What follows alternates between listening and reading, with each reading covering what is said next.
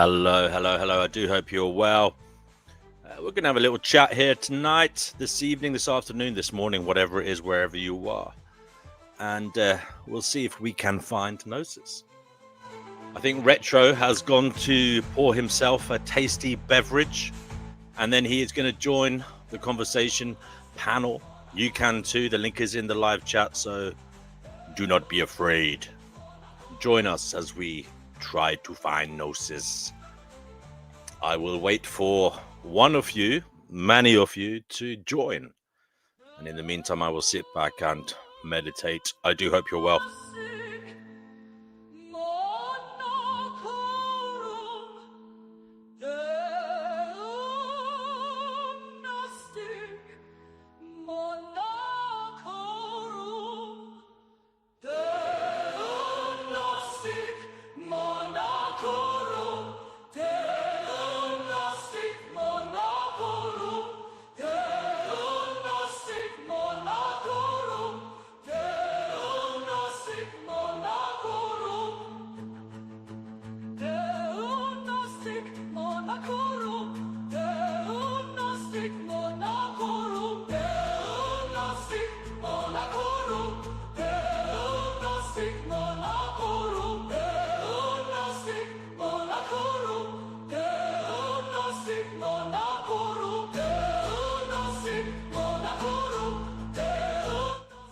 Hello to Divine, who is in the house. Divine, are you coming on, darling?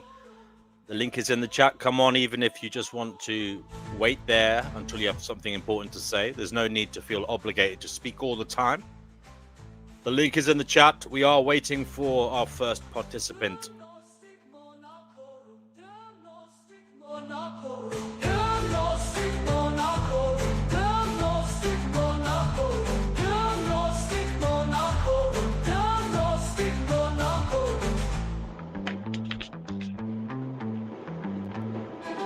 Let me adjust my mic and all.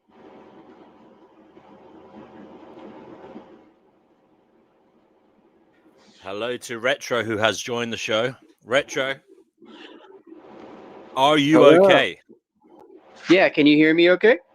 Yep, loud and clear, brother. Loud and clear. Actually, Okay.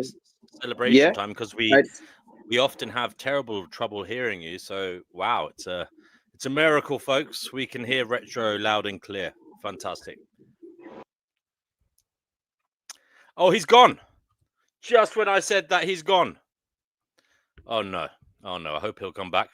Black Hole says that he'll come on for 2 minutes. Come on, then. The link is in the chat. Hello to Black Hole. Hello, Black Hole. This is Black Hole. I'm doing okay. I'm going to a job interview tomorrow. Hopefully I'll have something that'll give me temp to hire, and I'll get hired in December. And I'm going to go to church for about the 6th time in a row for the Great Faith Church right across the way that's going to be renovated here with Rodney Brown. The only reason I go to church is for atmosphere. That's the only reason I go to church is for atmosphere. That's it. Okay.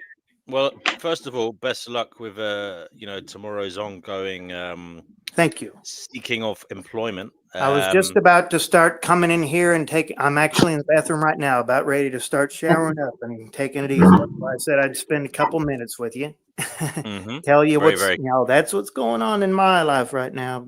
I've been busy. Trying to figure out what to do, and here it is, Labor Day going by. Man, it's just crazy. Now, of course, I'm talking about Labor Day in the United States of America. It might be different from where you are. I think it is. I think we have it back in the beginning of May or something. Yeah. Anyway, I ain't gonna be on for just a little bit. I'll leave the session in just a minute. You can go ahead and keep me on if you like, and I can mute it. And I'll just go ahead and leave my emblem on there for you, man. I love your channel, and I'll just do what I need to do, and I'll leave when I'm ready to go. Appreciate you, bro. And you can come back here after your shower if you want to. Yeah, thank you so much. Finding Gnosis, man. Amen. Amen to you, brother.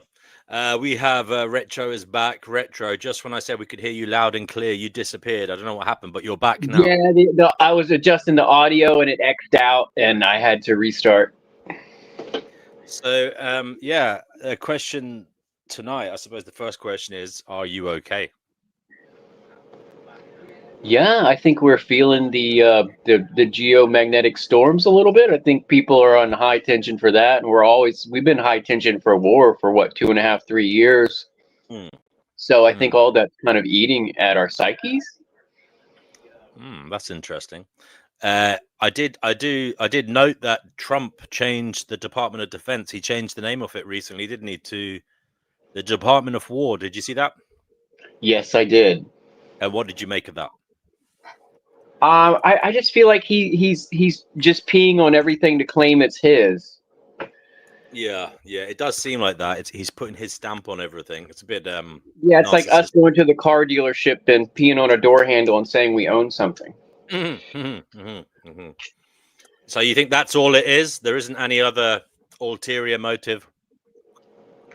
There probably is because of budgets and spending, but it's all, smoke and mirrors with the Defense Department of what they're actually doing with money and stuff. I was looking into that actually today, and the nuclear sub-program with the UK and Australia cost over 364 billion, and they automatically had to pay 9 billion, and that's enough to buy, housing yurts at least for every single person in Australia, and still have change left over.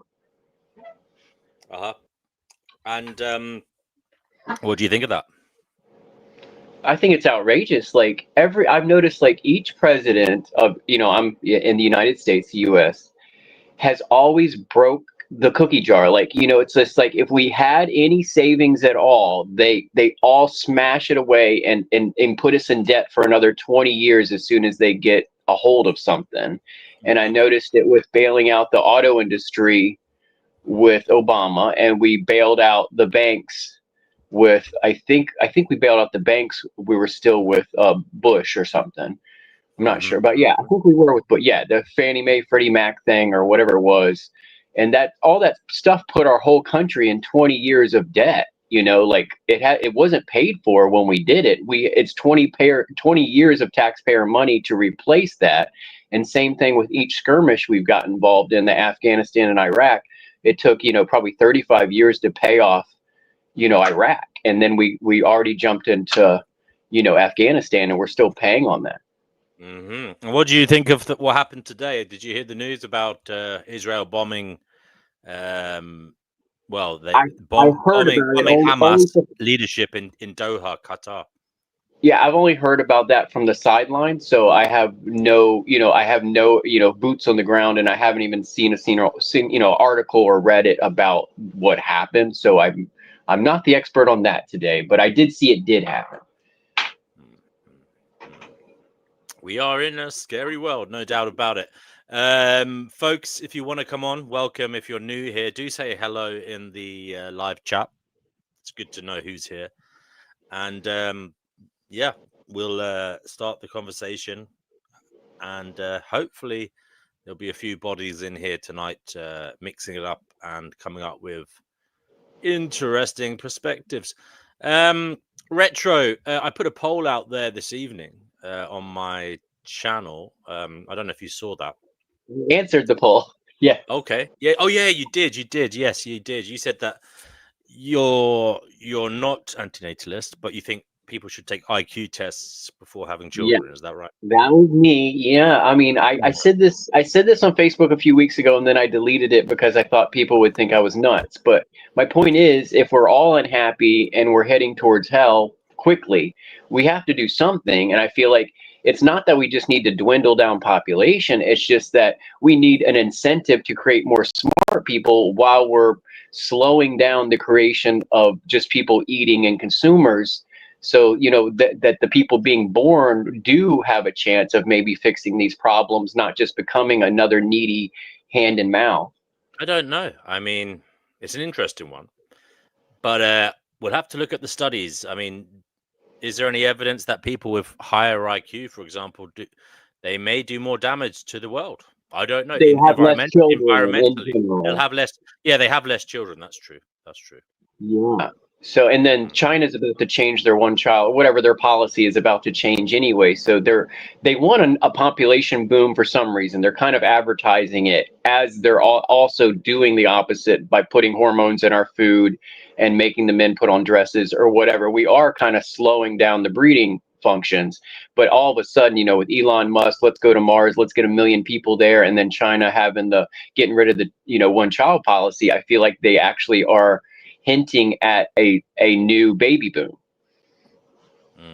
Well, Dust Marina pops up and says the most important human right is the right to not suffer for no reason.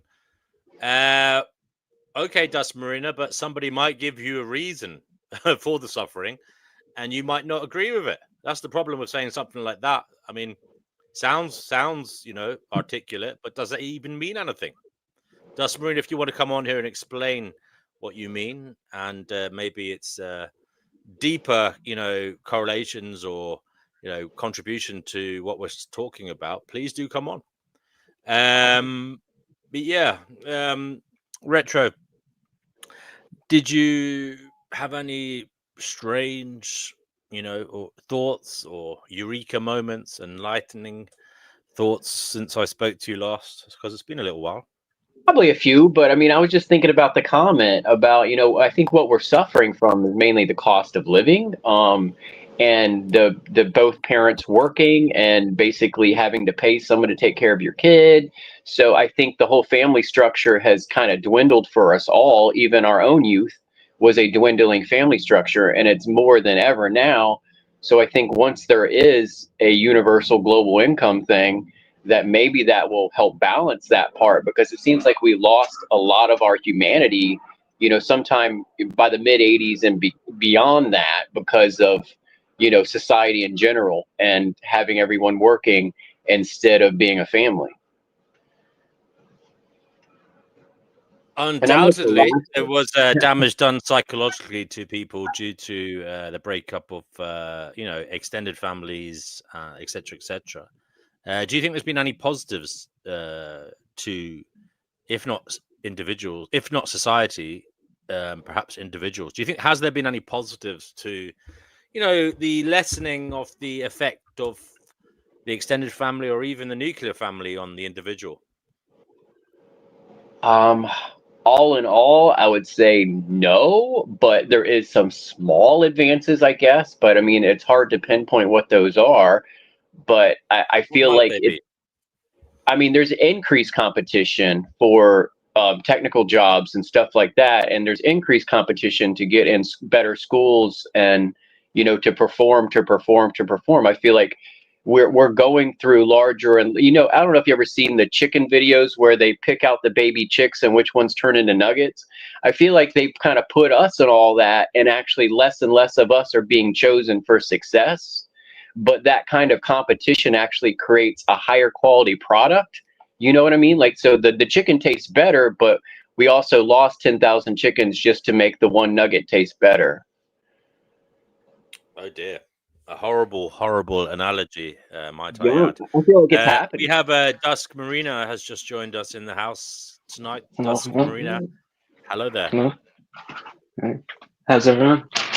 Yeah, not too bad, thank you, Dusk Marina. Dusk Marina, what is it you'd like to say? The question is, are you okay?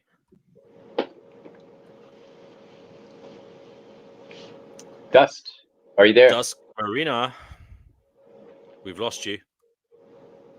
Dusk Marina, we heard you momentarily when you joined, but now we do not hear anything at all. Can you hear me now? Yeah, I hear you now. Go ahead. Dusk Marina, are you okay? Yeah, I'm fine. Okay, well, I just felt weird when you let go of Ian, and I don't think it's exactly. I'm not one to talk, but I don't think it's exactly like consistent. Okay, Dusk Marina. Sorry, what's not consistent? Sorry, can you explain a little bit more? The fact that you have more knowledge than probably most of the people, like of anyone, and with the knowledge you have, I think the right thing to do is the cessation of activity, of not doing anything while we not know what it is that we're playing with. So keep Pandora's box closed. Yeah. I understand what you're saying now, Dustmarie. You're saying because we don't know what is going on or how to stop the suffering, for example, we shouldn't fuck with it. Is that what you're saying? Yeah. Okay. But Dusk, you do believe? Do you agree that a lot of people don't agree with what you say? Yeah. I understand that. I've been thinking about it actually, and I think there's two points that I would like to discuss, if you don't mind. Is the first thing, I think the most important right to anything that exists, whether it be human or anything else, the most important right is the right to at least come to some sort of meaning, and it doesn't exist. So the second best is to be brought by someone responsible. There should be the first human right act should be the thing that the evaluation of procreators, right? And they take this and run with it to eugenics, but it has nothing to do with that. They say it's like a human right to have kids. It's not a right. You don't have right to you don't have right when you step past yourself, right? Your rights end at you. The right, one's rights end at oneself, right? So the fact that they're involving someone else is the exact opposite of the right. It's what shouldn't be done. So I don't think this is refutable in any way whatsoever. And how the crazy part is how come it is not implemented up till now. Is not a thing. Right. I think. Right. I mean, there will be some who say life is sacred, and human rights are actually there to allow life to continue flourishing.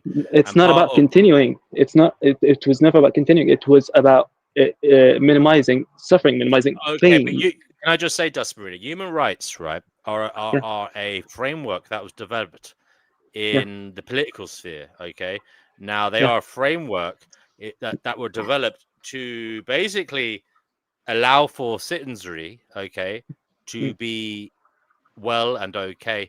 Now, that is because they wanted their citizens to continue the existence of nationhood and all that entails. Okay, now it's what you're saying isn't strictly anything to do with human rights that are written down. You're saying there's some metaphysical human right beyond anything that we've ever come across in any human rights convention, etc.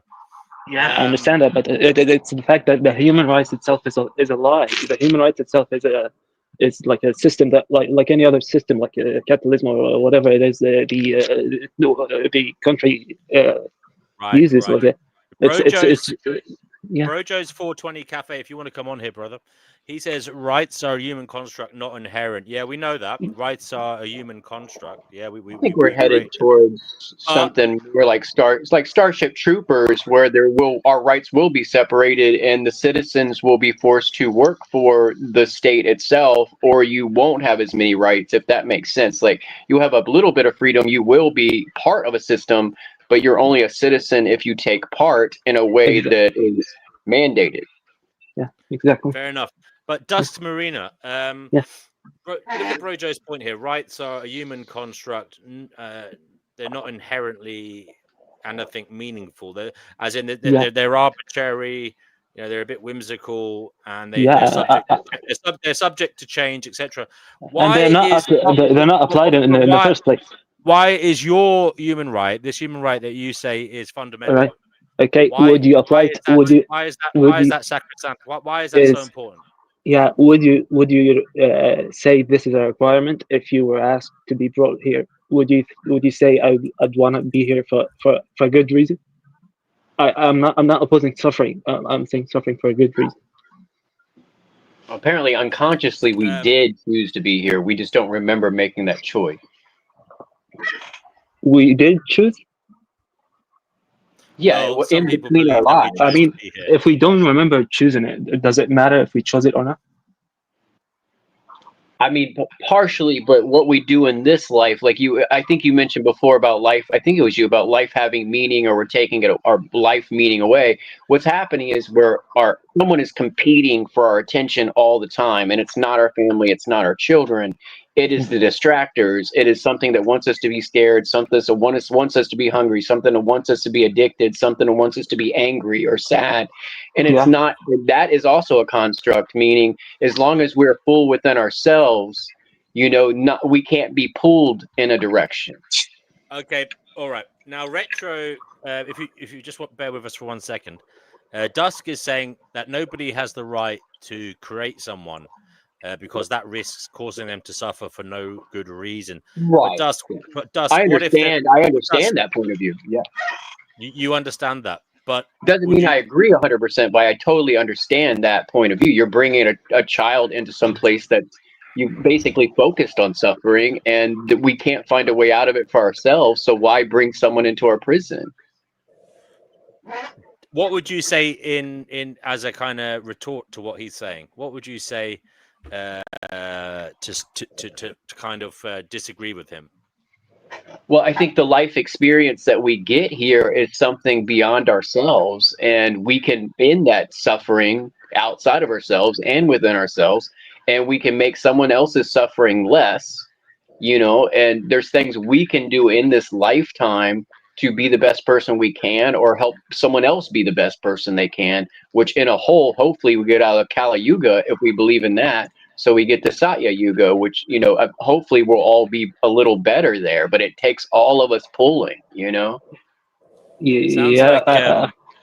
Sounds like a full circle. You just want full circle, like keep making the people who fix the problem and then get involved and being the problem themselves, and then someone else will come fix the problem. It doesn't go anywhere. Is right, but each generation is not going to be okay with the prior generation's vices, if that makes sense. Say everybody from the 80s was a coke addict, everybody from the 90s was a weed addict, everybody from the 2000s is a Molly addict. We're going to look back as we have kids, and the kids are going to be like, ew, so they want to do their own thing, which eventually smooths out the process or repeats it, but at least it's a cycle where something will maybe improve if no one's an addict, because they don't want to be what we used to be. Improvement in itself is not a thing to seek when it's this fucked up. Yeah, I mean, but that's on us. Like, I feel like it's still with, like, the pressure on us is to make something better, and the pressure has never been as high as now. So we're being pushed into a cage where there's smaller and smaller exits for us all. But to help the others see the way out, or see some goodness here, is our job. Okay, so that's for those who are here already, not for those who are not, because you're involving others in problems we have no way of fixing, and just hoping they might. Right. But what you've learned, what I've learned, I don't have kids, and obviously you don't have kids, but what we've learned, if we could transfer that to a child, the child will, develop from our belief system, and that creates a better person, possibly. Yeah, but why should he? Why should it? Do you mean like technically, or no? Why should he be better?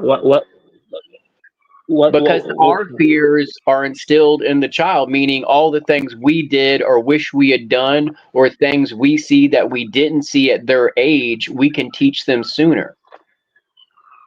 I don't think you understand me. Like, what does it mean if we teach him better ways of existing? Like, they didn't exist to begin with.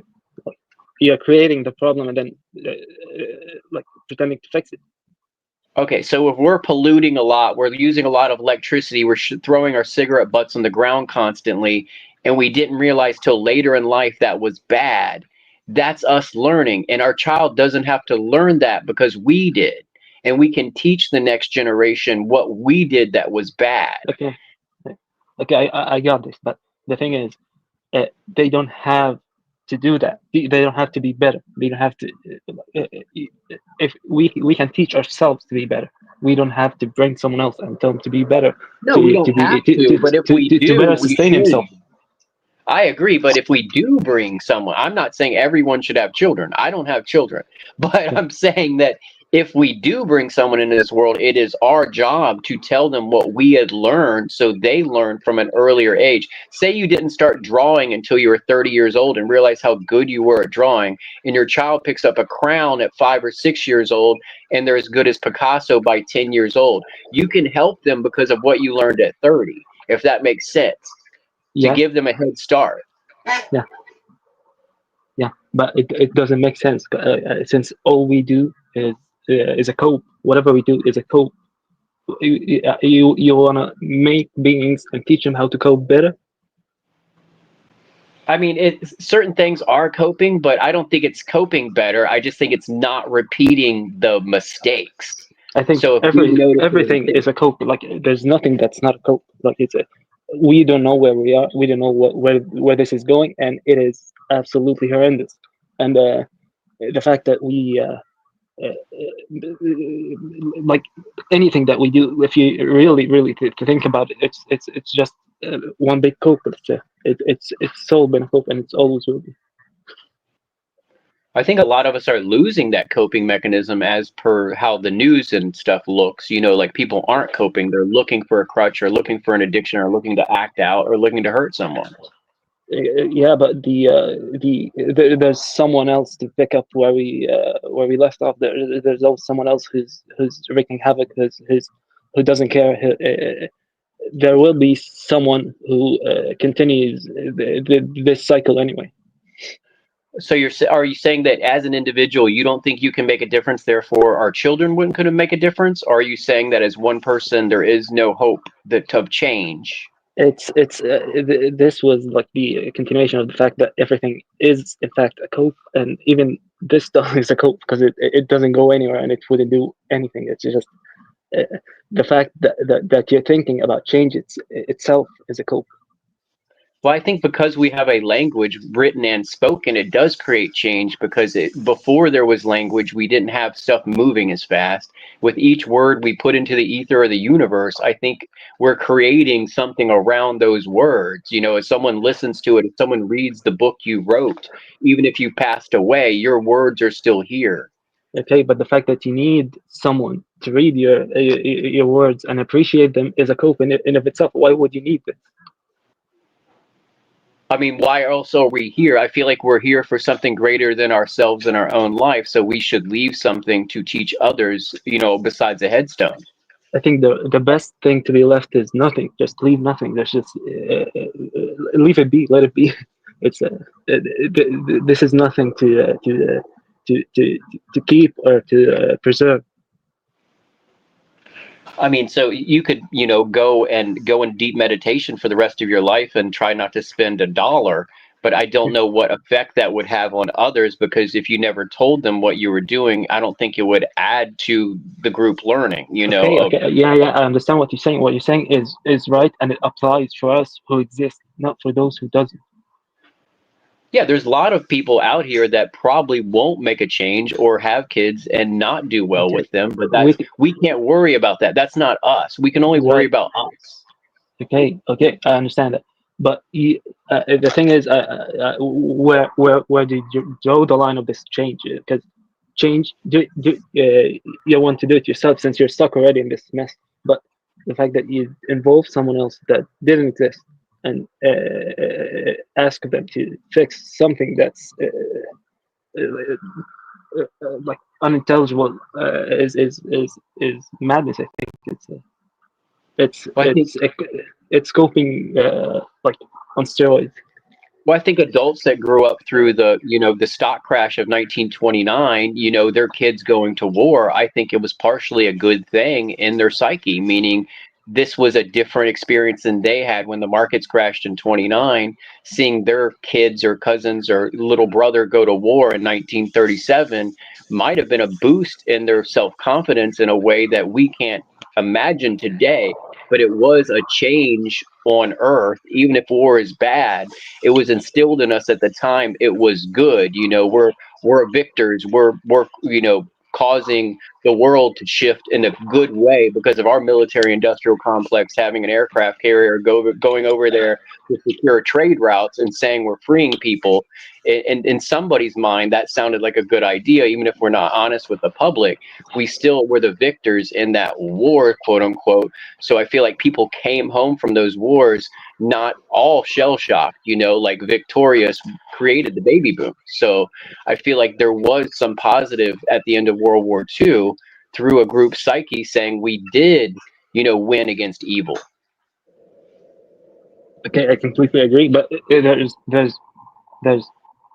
my point still stands, I think, because this applies for those who exist already. Because just imagine bringing someone and tell him to do better than this, which is not anything spectacular in any way. It's just do better than this. It doesn't get easier than doing better than this, and at the same time, it's still hard for us. But they did have it doesn't. Okay, you can strive to be better. I agree with you. You should strive to be better, but you shouldn't involve others to strive to be better in a place where it's extremely difficult to be better, especially since we cannot sustain ourselves. Well, I think it's a natural course of events, and it has a reason why we're here. Is it's automatic. We don't control it as one person. And okay, but assuming reason is a mistake. I think if you assume that there's a reason behind this, I think it's a mistake. Everything says there's no reason behind this. There's no thinking behind this. I mean, I think there's plenty of reasons. Marina, whilst that may be true, do you not think it's scary if there is no reason behind it all? It is insane. That may give us a job to do as the supposedly highest intelligence in existence. Yeah. We may have a job to alleviate or end suffering throughout space and time. Now, you haven't addressed that matter yet, and that's what I think is lacking in your worldview. Because do you agree it takes neurons to, at the moment, obviously we're on the cusp of AGI and such, but at the moment, neurons are actually doing the kind of creativity in terms of thinking of new ways of thinking about things, doing things, etc., etc. So you are in danger of cutting short our potential in what I feel you would agree is an important task, and that is the cessation of suffering throughout the cosmos. That is unwanted, because if everybody took your line of thought and decided to refrain from having children, there would be no high intelligence left to work out what is going on and also how to send humanitarian effort out into the cosmos through space and time to aid those who might be suffering and unable to do anything about it. Is this something you've contemplated? Is this something you feel is important, or are you somebody who holds their hands up and says, "Look, no, we don't"? Can I finish? Are you somebody who holds their hands up and says, "Look, that's impossible, futile. There's no point in even thinking about that"? Yeah, I think I think about it a lot, and I try to find holes in it, but I just can't. I'm wishing I'd find a hole in it because it would somehow like give meaning to this. But like every law we've ever discovered about the universe, it says that it can't be sustained in any way. It just can't. there's I'm not sure, but there's something wrong with the assumption that we need to fix the problems that are to come. So therefore, we're gonna be causing more problems now. It's just there's something wrong about it. That's the first thing. The second thing is right. I mean, I do believe this is a systems problem. Okay, not everybody thinks the same. Okay, we are made. By the way, anybody got something to say? Please come on here, brother Marcus. It's fantastic to have you here again. I hope you'll come on. Divine said she'll come on in a moment. The Antinatalist informant is here. Hello, brother. If you want to come on, please do. You've got something to say. And Brojo's 420 Cafe, please come on. He said he's just listening for now. He says you need as a population, I don't think any of us has the rights for someone else to tell the unborn they have no right to be born and become a superstar, a rock star, a professional soccer player, a doctor, or an artist, or someone that's going to pushing their grandmother's wheelchair and getting joy out of that, and then teaching the next generation. And I think as an aging generation, we're all going to need newer and younger people to do that kind of work. So, well, 1 second, guys. We're trying to direct this conversation so we can all get to the pertinent points. I'm suggesting that we may be the highest intelligence, and it might be our job to reach out somehow or other, build, or by the way, it might be that we should build the tools, aka AGI, okay, something greater than us in its own potential to do tasks and to discover what is going on and how it can end suffering. Now, it may be our job to build that. Okay. Now, guys, I'm not saying it's possible. I'm not saying, because I don't know. I'm not a I'm not a whiz kid in terms of computer science or whatever. But also, I don't know enough about physics. Okay, I know that we live in an entropic universe. I don't know what exactly is going on in terms of space and time, and I don't actually think anybody really knows. They have theories, but the question is, Dusk Marina, why don't you value our efforts to find out what is going on and to try and end suffering? And in ending suffering, we might be able to sustain life in it. Why not value that, Dusk Marina? Right. So I value that. That's the first thing. I just have another way to go at it, and I think the solution you're proposing is somehow self-centered about like humanity itself. I don't think we're that smart. No, it's not just humanity. Actually, I'm thinking actually beyond humanity to I know. You want the well-being of other life, but you set yourself as the savior. The humanity is the savior, but it is not. And the second thing, you're saying this, but why not? Okay, so we're not that smart. Would you agree that we're not exactly smart? Is there not the potential that we can give like instructions? Yeah, there is. Something? Listen for a second, right? We're not. I agree with you. We're not smart enough presently, but is there not the potential that we could build something and give instructions to it so that it is inspired to do something we cannot? I mean, let's give the example. Yeah. Albert Einstein was taught by teachers who couldn't think like him, but he was inspired by them to do something. Now we may be able to build, for example, some kind of AI software program or robotics that whatever all entailed, like some all-encompassing AGI that is inspired by our thoughts and at the same time can actually do what we can't. Okay, and it will be able to have sensory abilities, etc., that we don't have. It will just be able to do things that we can't do. Do you not see that potential, Dusk? I mean, if we were going to take if we were going to take your line of thought, which by the way, look, we both agree suffering sucks. I understand.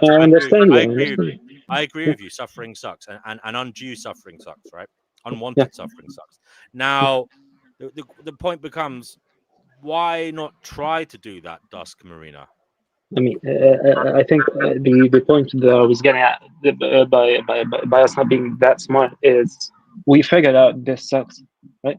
Whatever it is that is to come, we'll surely figure that out and will out like itself, and there's no need for this. There's no need for hoping that we would go somewhere with this and keep going in circles and perpetuating this just to give ourselves the illusion of a meaning that we're doing something here. When I think it's actually proves itself in this universe that there's no sign of life whatsoever. Is that if there is some sort of intelligence, it knows that this sucks and it just seizes. I would like to jump in. Hello, everybody. Hello. Yeah, this is the Antinatalist informant. I do have a problem with that. I understand that you're not just focusing on saving humanity. We're focused on we're focused on the actual suffering that your actual lived experience.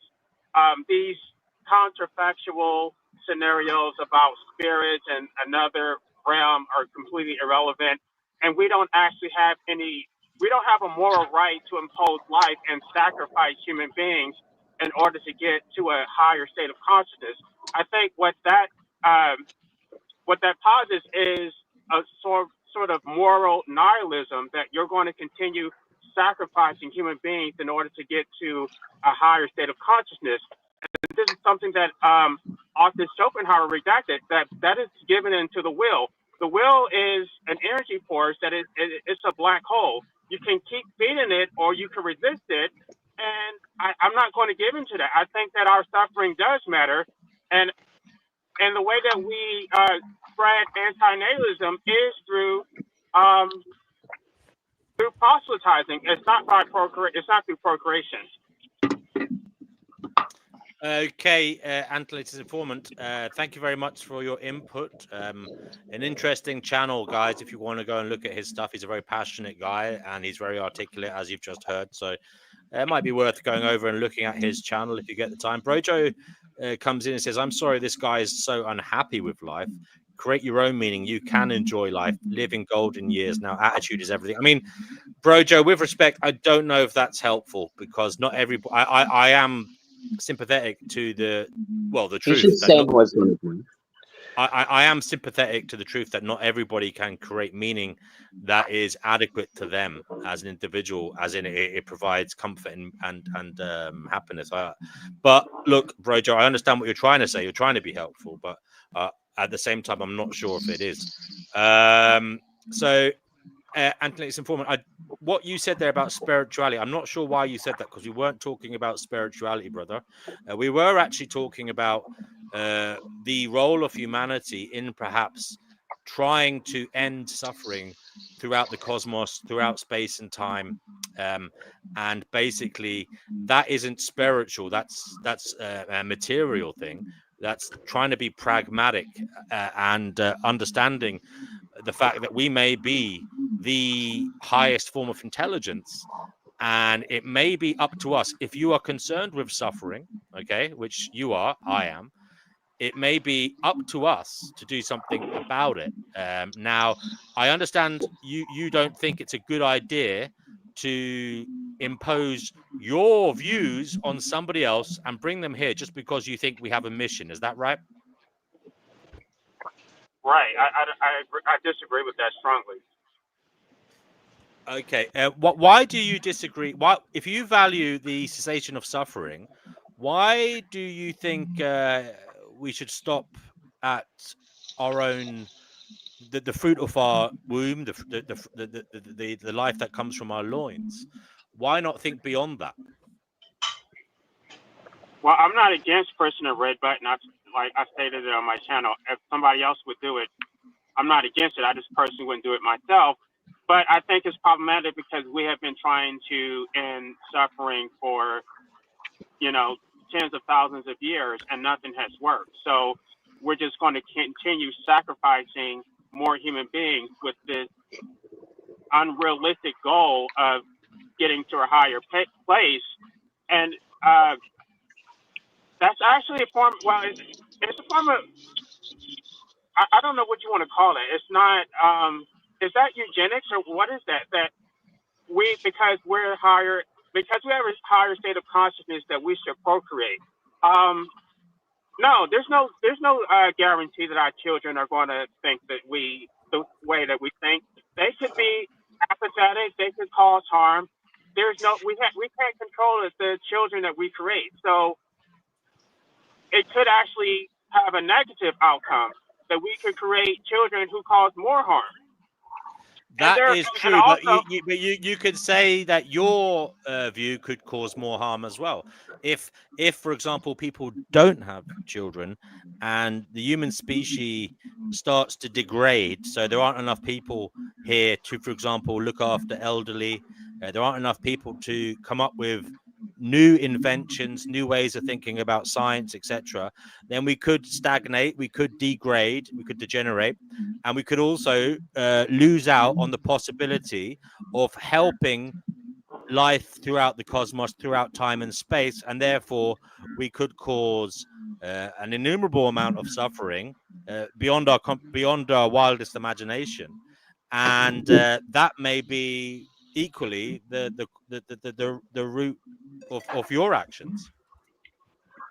Right, but I think it's unethical to put people in that more of a dilemma in the first place. Like, for example, there are people who will procreate and then say that you should go vegan, but why should anyone have to make that ethical choice in the first place? So going to be.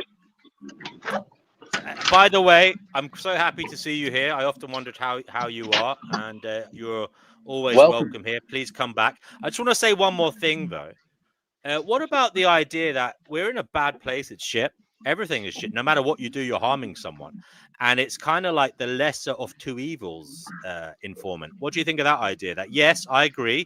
It's a horrible thing. You're imposing your value system on somebody else by bringing them here.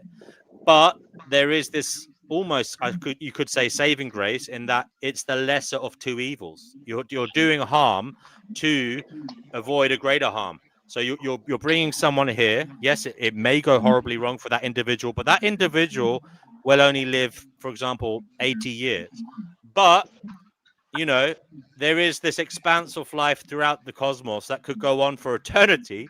And if you switch off the possibility of trying to fix it, well, you could be causing unbelievable harm. You get what I'm saying? By the way, yes, I know about entropy. The universe will come to an end, but it's still up. Some people are talking about multiverse, etc. Some people are talking about the fact that it's cyclical. Maybe there is a way to go interdimensionally in between what's going on and find portals into things. I don't know, but perhaps somebody here does. But anyway, sorry for mumbling and rambling there, informant. But do you get my point? There is this option that perhaps everything is evil, and it's about choosing what you view as the lesser of two evils. Right. The problem with that is that once you're here, you're stuck. We don't even have the right to medical assistance in dying. So we're going to actually have to live out our lives through government compulsion, and we're going to be controlled by the government through our entire lives. And so I don't think that we have complete moral agency over anything. We don't control where we were born. We don't control our environment. And what I was saying earlier is about the whole thing about harming animals. That is a moral dilemma, and that people will say that you should go vegan, but that is difficult also. So if you're not vegan, then you're harming animals. But why should you be? But is it not getting? It is. Look, I'm going to say something here. It is getting easier in the civilized world to become vegan. Okay, now that entails having humans to run society. Okay, so we're able to have factories, etc., that can process this, like corn and lab-grown meat, or also, the soya alternatives. So that involves humans. So that is relatively easy nowadays. Okay, it is easy to get a complete protein diet if you want to and be vegan. But if you are arguing for this AN thing, you may be doing a disservice to veganism, because less people could cause, as I said, a degeneration in society, which could cause problems with supply chains, etc., problems with logistics, and people might go back to who knows what, hunter-gathering ways of life if it degenerates too much. So, you know, there is the view that progress is always good. I don't believe in that, because what's happening is incrementalism, is very small changes, but the suffering is substantial and the progress is very slow. It's almost not even noticeable. It's like things get better in one way, but then it gets worse in a different way, and so it's this constant seesaw where you think there's improvement, but really it's not. I mean, we can talk about technology and how we have more access to knowledge and and I don't know, medical advances and all that, but it's like on the flip side, there's more control that comes with it. With this technology, this constant government surveillance, there's less freedom. Yes. I feel agree. extremely oppressed. I agree. I agree with you. Look, I'm not saying we're not in a terrible trouble. We're in extreme trouble. I view this reality as hellish, as I'm sure you're aware by listening to me over the last good while of years. Yes, I do agree. We're in a very tight spot, and it's horrible. It's really, really horrible. So we have a lot in common. I want to bring in someone else. Before I do that, guys, I also want to get more voices here so that we're not an echo chamber. It's good to have a bit of variety. Guys, please, and ladies and gentlemen, please share the stream, will you, on your YouTube community post, just to bring people here. And if you don't agree with me, that's fine. Bring your allies, bring people. More voices, the better. Please, Piggy. More paint optional. Piggy is here. I've never spoken to Piggy. Piggy, you're on the show. Welcome. Hi, dude. Mainly what I want to say is I don't want to be a vegan. I like eating meat. Fuck the cows. Sorry. Is that all you want to say? No. I've got a lot more to say probably, but yeah. Well, that's a great pity, because I am a vegan, and I feel bad that you feel like that. Thank you to brother Marcus, who says he shared it on his community page. Yeah, I would say, I don't know what age you are, Piggy. Now, no offense, you did come on here, and it did sound a little bit immature, the way you shared your view. But I'm going to give you the benefit of the doubt that you're young and your brain is still forming, and you may change your view, and I do hope you do. But Piggy, other than that, what would you like to say? I believe very much in freedom. Like, not from the States, but I think freedom is really important. And someone made the point that I heard once, he's very wise, that said, if you want to eat meat, just eat some meat. And yeah, I'm not that young. I'm like 40. I'm a little high, sorry, but yeah. I just have my beliefs. I just like to eat meat. And yeah, I don't think we're going to be able to stop animal suffering, even if we made the entire world vegan. Like, that's the nature of nature. Like, animals kill and eat each other. Sometimes they just play around with them and torture them and leave them there to die. Like, how do you stop that? Piggy, the question tonight is about procreation, actually. Do you believe that people should continue having kids?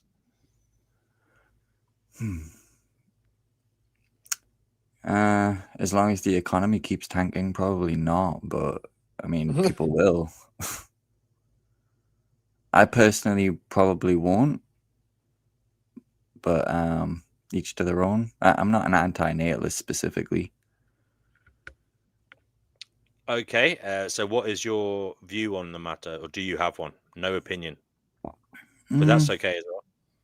I'm kind of indifferent to the idea. Like, I'd like a kid maybe in the future if I found like the one, but it's very highly unlikely that that'll happen. So it's like, yeah, I don't necessarily agree with people bringing more than 1 or 2 or 3 if they can't afford it, but like, I'm not going to dictate to people. I believe in freedom, so. Sage, you're on the show. Did you want to say something related to what we were talking about this evening? Which little side bit that are we still on the antinatalism, or are you starting to slide into veganism? Where are you going a little bit? I feel like we're a little bit of an ice rink today. The progression of humans, children or no children, the original topic kind of thing. It's unfortunate because we lost one of the originators of the conversation, which was Dusk Marina. Hopefully Dusk Marina will come back. But if you could maybe relay your reaction to what Informant was saying. Yeah. Well, with me, it's more about, the suffering once it's already here. It's not the hypothetical suffering of, this kid, whether we birth him into existence, is he going to have a shit life or a great life? For me, it's more about, okay, this kid's already here. How can we nurture them to not be a complete mentally ill fucktard as they, become an adult, We need some sane humans on this earth as long as we have humans on this earth. Right, but I want the right to die. That's what I want. I don't want to deal with this anymore. Well, right to die is sort of unrelated to the antinatalism. Like, I think it's related, but to the, polar ends of things. Right, but because was that? But you said once we're already here, then we need to reduce suffering. So reducing my suffering would be to end my life. Yeah, and that's where I do believe in the right to die movement is part of this as well. I'm not one of those people that goes, oh, this person has cancer, let's make them, live as long as humanly possible. No, part of ethics is, self-determination. If somebody chooses to end their life, they should be allowed to. But at the same time, we should try to discourage that in a gentle way that's not egotistical or forceful or judgmental. Just a light little, railings on the side of the board. It's like you could still be a crazy bowler and, knock your, freaking bowling ball into the other lanes and do all this crazy shit. But at the same time, if you have those guardrails up there, you can, just get a little bit more nuance and fine tune this stuff. Sounds good. Yeah.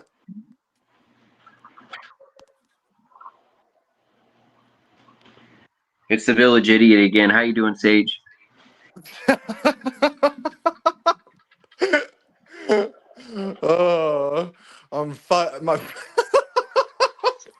I'm just, what fucking Sage is doing that to people, man? They talk about the devil's lettuce, man. What new plant did they discover now? All right, guys. Sorry, I just want to butt in and say, Dusk Marina, welcome back, brother. We'll go to you in a moment. I want to bring in Jay. Jay. Hello, Jay. Who's Jay? I'm Burn This Earth. Okay, your name is Burn the Earth. Ouch! Don't burn me. Hello, Nuance Nudie Branch. Hello there. Yes, Jay, are you okay? Are we okay? Is this okay? Okay? No, we're not okay. I'm not okay, and no one else is okay. We're all fucked. That's why that's why I need to burn this earth and cleanse it and start over. Sounds like we have a problem here because a lot of people disagree with you, Jay. Yeah, we don't have to. I mean, it's fine. It's fine. I'll try to burn them in a very peaceful, compassionate way. Jay, I don't know. Have you just got here, brother? Have you been listening, or have you just got here? I came on and I listened for a few minutes, and then I went to get something to eat, and now I'm back. Okay, no problem. Well, at this juncture, Jay, I'd like you to take a step back and interject whenever you feel like. We'll just go back to Bleak for a moment, or not Bleak, Dusk Marina. Sorry, Dusk Marina. Do you want to say anything at the moment in relation to what has been said thus far? No. No? Okay. Informant, what about you? Greetings. How you doing, Informant? Yeah, I guess I'm interested in your... I mean, I'm assuming that you are Gnostic, and... No. Sorry, guys. See, and I do sometimes. I wish I'd never changed the name of my channel. Now, when I say Gnostic, I think most people here know this because I do have mentioned it a few times. I would consider myself a secular Gnostic in that I value knowledge. I value kind of knowledge that we don't have, in the hope that we can find it and we can try and figure out what is going on and how we can end the horrific suffering in this reality. I value the seeking of knowledge. I value finding the knowledge that can kind of connect all the dots and connect us, hopefully together, in unison towards some kind of salve for the horrible, horrible situation that life is in. So, yeah, secular, if that makes any sense. Brother says he's a secular theist, smart ass. But yeah, there you go. It's just a bit of it's a little bit of a, I suppose it was related to our kind of mimicry. We were playing games on this channel for a while, having Sunday services and such, and it's related to that. So I'm sorry about any confusion. I'm not someone who literally believes in a demiurge. Having said that, I think if I had to choose a theology or that kind of view, I think, you know, there is some merit in questioning if there is a creator. There is some merit in questioning whether the creator is good. So sorry about the confusion, Informant. Well, we're on the same page because I don't believe in it literally either. I think it's allegorical, but it still has like what Arthur Schopenhauer said, that religion is the common man's metaphysics. So they take it literally because they don't actually understand it, but there is a deeper esoteric message behind it. That's a good way of putting it, actually. Yeah. So yeah, Informant, other than that, what did you want to say? Well, that's all. I actually just wanted to comment about that, and I guess I can step down and allow somebody else to talk. Okay. No, you can stay. Yeah, it's good to have you here. Thank you. Informant, generally, what is not okay about this reality? If you could, like, kind of, if you could break it down for us, that would be good. I mean, it'd be easier to say what's right with it because I can't say what is good. Right? I mean, it's just a complete hellscape. It's just you're being put in ethical dilemmas where you're going to be taught that if you do one thing that is wrong, if you do the other thing that is wrong, you're miserable, you're oppressed, your body has physical needs. You're going to die. Your life doesn't serve any purpose. You can say that you can give your life some subjective purpose. David Benatar has already addressed this in his book, The Human Predicament, that most people will be completely forgotten within 2 generations. From terrestrial, you can give your life meaning on a terrestrial level, but at the cosmic level, it does not have any objective purpose. And so I don't see any moral justification for procreating in order to what? Like, none of this has to exist. What is the purpose of perpetuating in order to achieve a higher state of like? That's what I don't understand. What would be the goal of continuing to struggle in perpetuity? Yeah. Does anybody else want to answer that? I have an answer.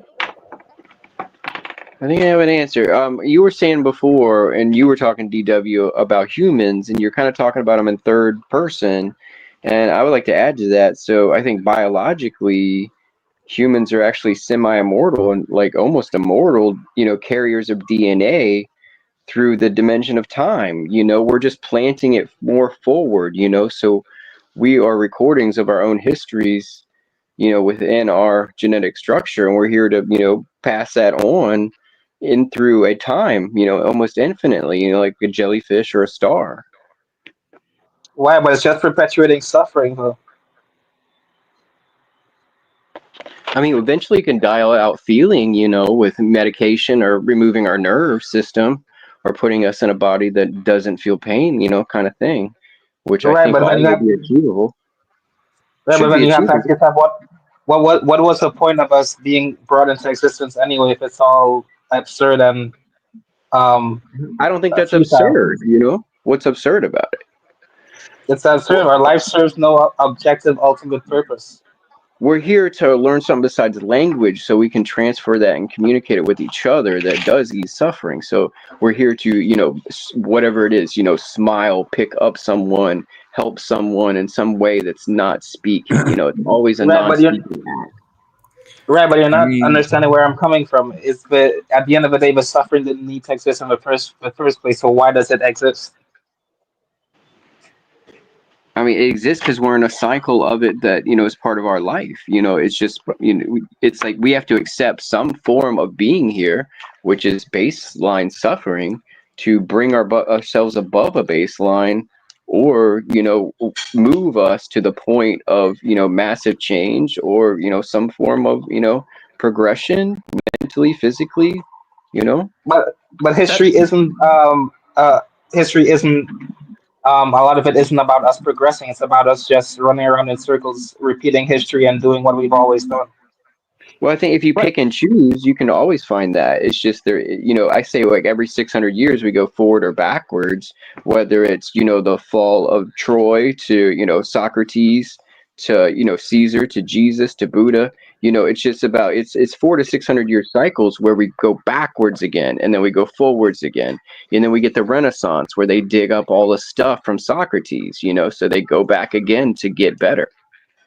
I want to go back to the original question, though, because that is not a moral justification to say that humans procreate in order to perpetuate life. What is the moral justification for it? Are you asking me? Yeah, what is the moral justification? How do you justify the suffering just for the sake of perpetuating life? It's not for me to justify. It's to know there's something greater than yourself, that obviously if it was all us, we wouldn't be suffering. There would be no above us in that kind of way. But in time and something else, that we have to admit exists above us, there is suffering because there is another state to go beyond this one. Right. That's why earlier I was talking about there's a spiritual component to it, that people are not only I agree focusing with on. you. Yeah, I didn't say anything then, but I agree with you. If your morality is based on, wanting to avoid suffering for others, do you think there's any justification for saying that what you're actually doing as an AN person or person who is trying to spread antinatalism is you are putting forward non-existent people, okay, as important when there are actually people that are existing and going to exist, okay, who are equally worthy of your deliberation on matters. And I'm not sure if you do that because your morality is grounded in trying to prevent suffering, okay? And I'm not sure if it achieves that. And I don't think you can prove to me that your morality is in any way a good form of eradicating suffering. And you might say, oh, but it has for the person who doesn't exist that I didn't create. Well, there's no proof A that you would have created someone anyway, and B, you're applying value to something that doesn't exist, so that's a problem.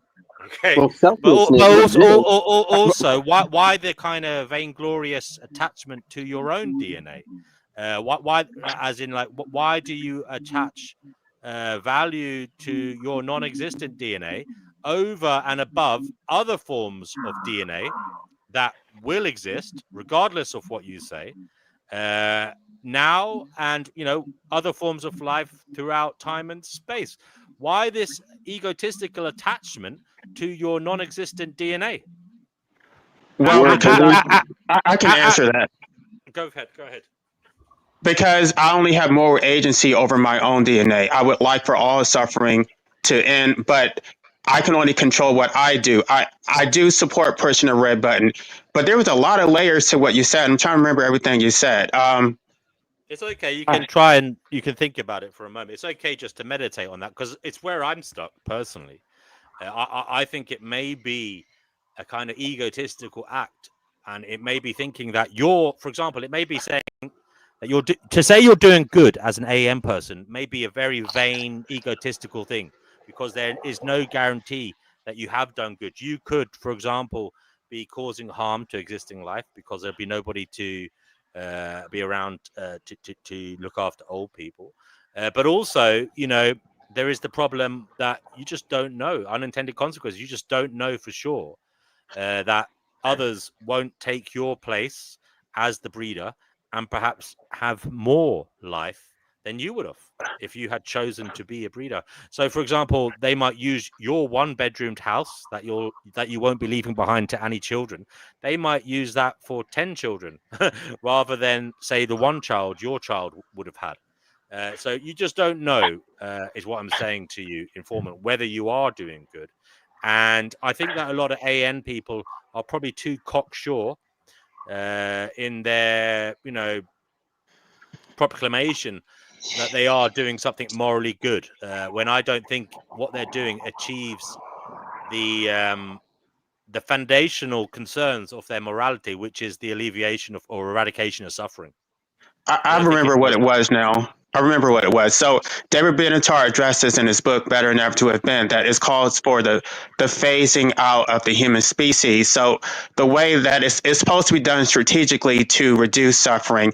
Of course, there's going to be some suffering by not procreating, but if you accumulate enough resources and you plan properly, then you can really reduce the suffering. And I also think that it's not morally justified to trap human beings into this hellscape in order to care for the elderly. These people are not asked to be here. So I think that there's not going to be jobs for people anyway, but AI is replacing us. So we can use AI in our technology the same way. We are on the cusp of that, but we're not quite there with the AI yet. So yeah, Brother Marcus says the utilitarians got to me. Yeah. But yeah, it's not just about wiping old people's bottoms here, informant. It's about, are you sure there's no other life out there? Are you sure that, for example, this AGI that we're potentially building, the AI robotics that are coming to the fore, are you sure that won't be able to reach out into the cosmos and alleviate or eradicate suffering?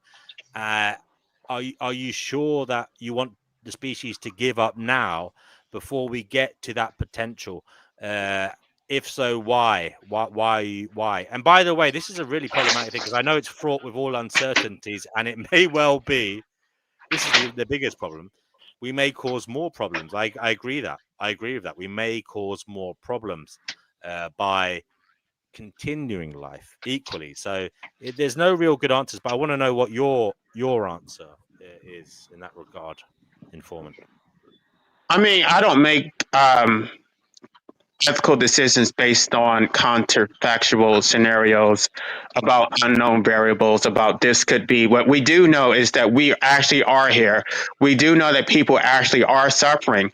And this is the reason why I keep going back, that there is a spiritual component to this, because we're not talking about just the physical realm. There's something metaphysical behind these justifications for procreation, that people do think that it serves a higher purpose. They're just not articulating it properly. And so if you're a Christian, you're going to say that it serves the will of God. But if you're not Christian, it becomes nebulous. It becomes like, there's just something out there that serves a higher purpose. They can never tell you exactly what it is. Can I just say a thought I had on that? And I made an article on it if you want to look at my Medium. I think my view, I think, is atheistic. It's or agnostic in the very least. It's like, I don't know whether there's a loving God, but if I did truly believe in a loving God, I would say, yeah, no problem. Don't bring people into this world. Don't create life. Believe in the because if there is a loving God, well, that loving God will sort things out. We don't have to worry about the suffering for throughout the time and space. So I think it's kind of funny that AN gets framed as an atheistic world stance, when in actual fact it could be the alternative, in that it could be that it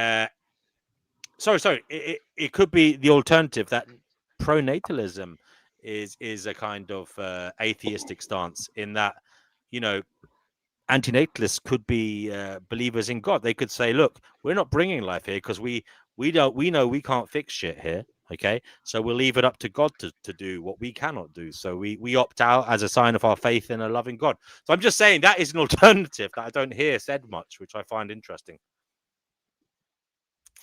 If that made any sense. I believe in the Right. monism. I think those who are religious will give complete deference to God. They're just going to procreate. Leave it to God to figure out. It's not their problem to try to fix suffering. And they don't have any moral agency because they believe that God is in control of everything. I don't believe that. I think we do have moral agency. I think there is something we can do about it. And how's that going?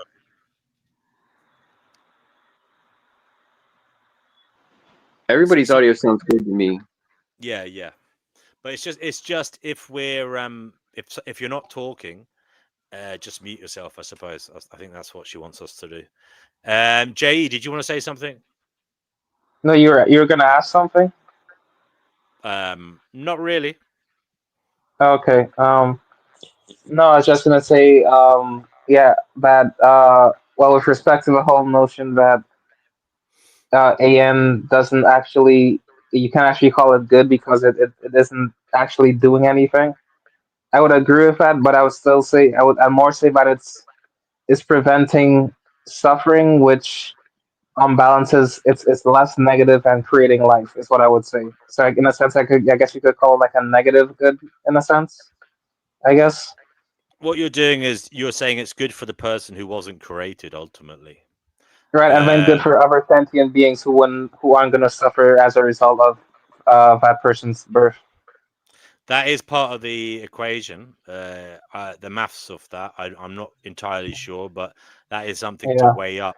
The effect on wildlife, etc. But I mean, you could get really anal on this and say, you know, maybe it's, if you have your view that life is bad, well, isn't it good that humans are causing extinction of animals?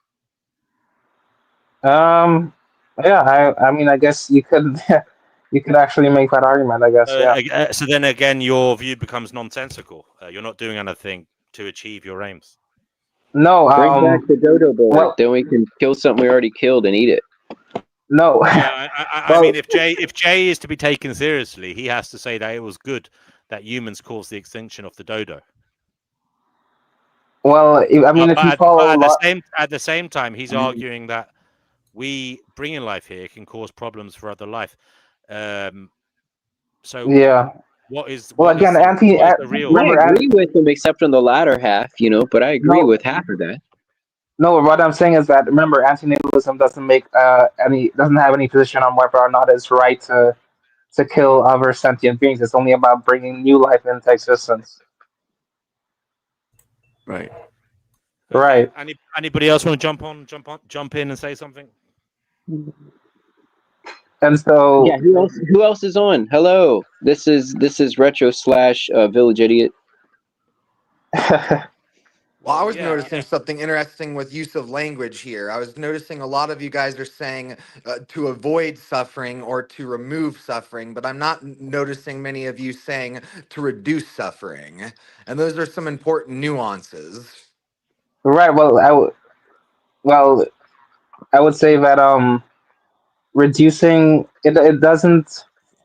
What I would say is this world is so intricately so intricate and complex in how it's structured that trying to reduce suffering in one capacity, it seems like it's just going to create suffering in another capacity. And so the best solution, it seems, is to just is to phase out life as much as we possibly can so that we don't deal with the intricate problem of life itself. And I think DNW has also talked about this problem itself already on this channel. Is a problem of there are problems within life, but then there's a problem of life itself. And so, given that's my main issue with AN. It doesn't tackle the problem of life. It talks about the problems in life, but it doesn't tackle the problem of life. Well, it does by saying that it's best to not go on because there isn't a solution to the problem of life. It doesn't tackle it in terms of It doesn't tackle the phenomenon of life as a thing. It doesn't even understand it. It doesn't begin to understand what the hell causes it. It doesn't begin to look at any of that. It just Right. says, Well, neither does any other worldview, and that's what I was saying, is that there is no solution. yeah, Brother Marcus says, by not procreating and listening to YouTube all day, he saves a lot of lives from coming into existence. It's a tough job. Someone's got to do it. You're most welcome. As I said, Brother Marcus.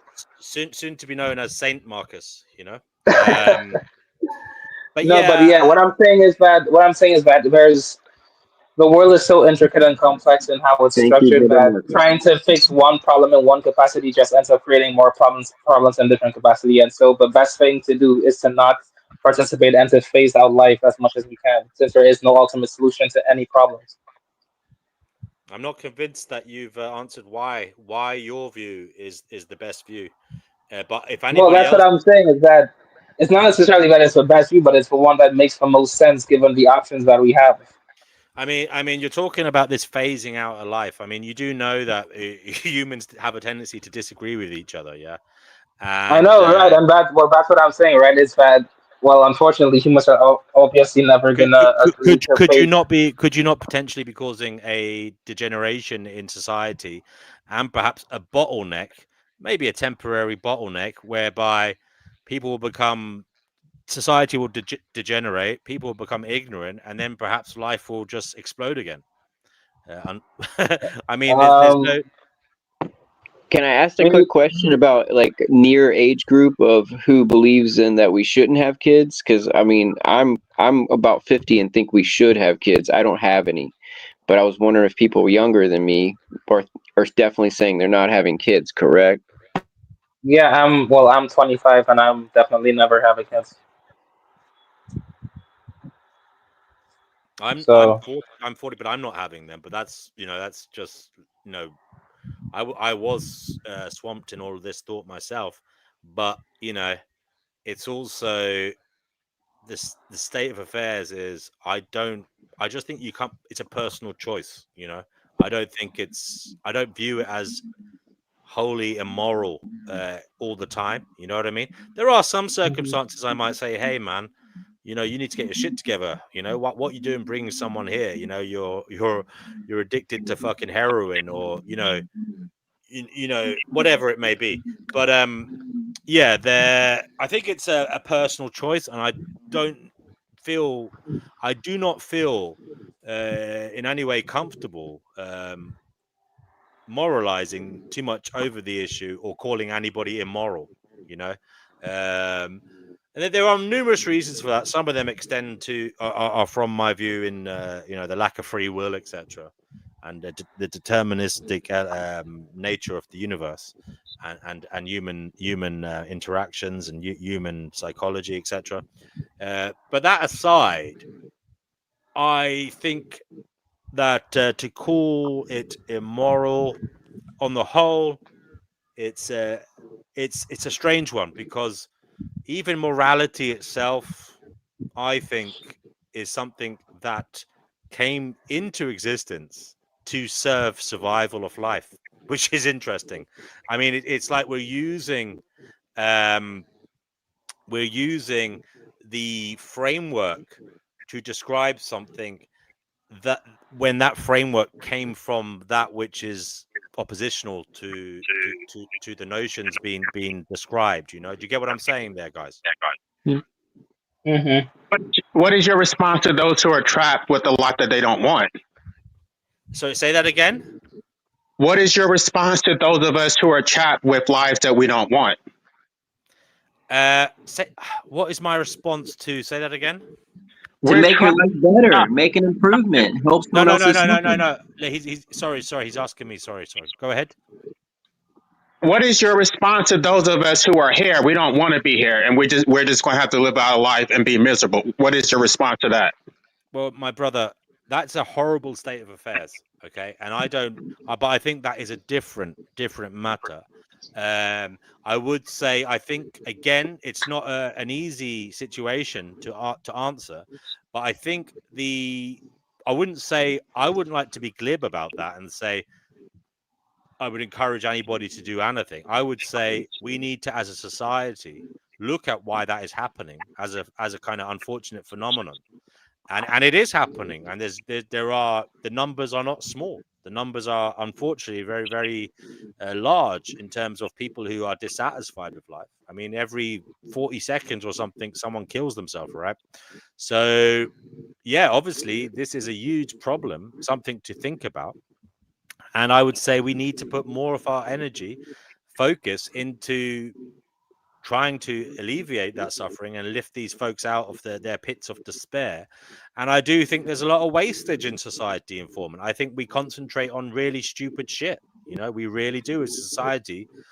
Our eyes and brains are on matters that are not very important, that are not good for, you know, the concerns of life. Would you agree with that? I'm trying to make sense of that. Sorry, was there a lot of gobbledygook?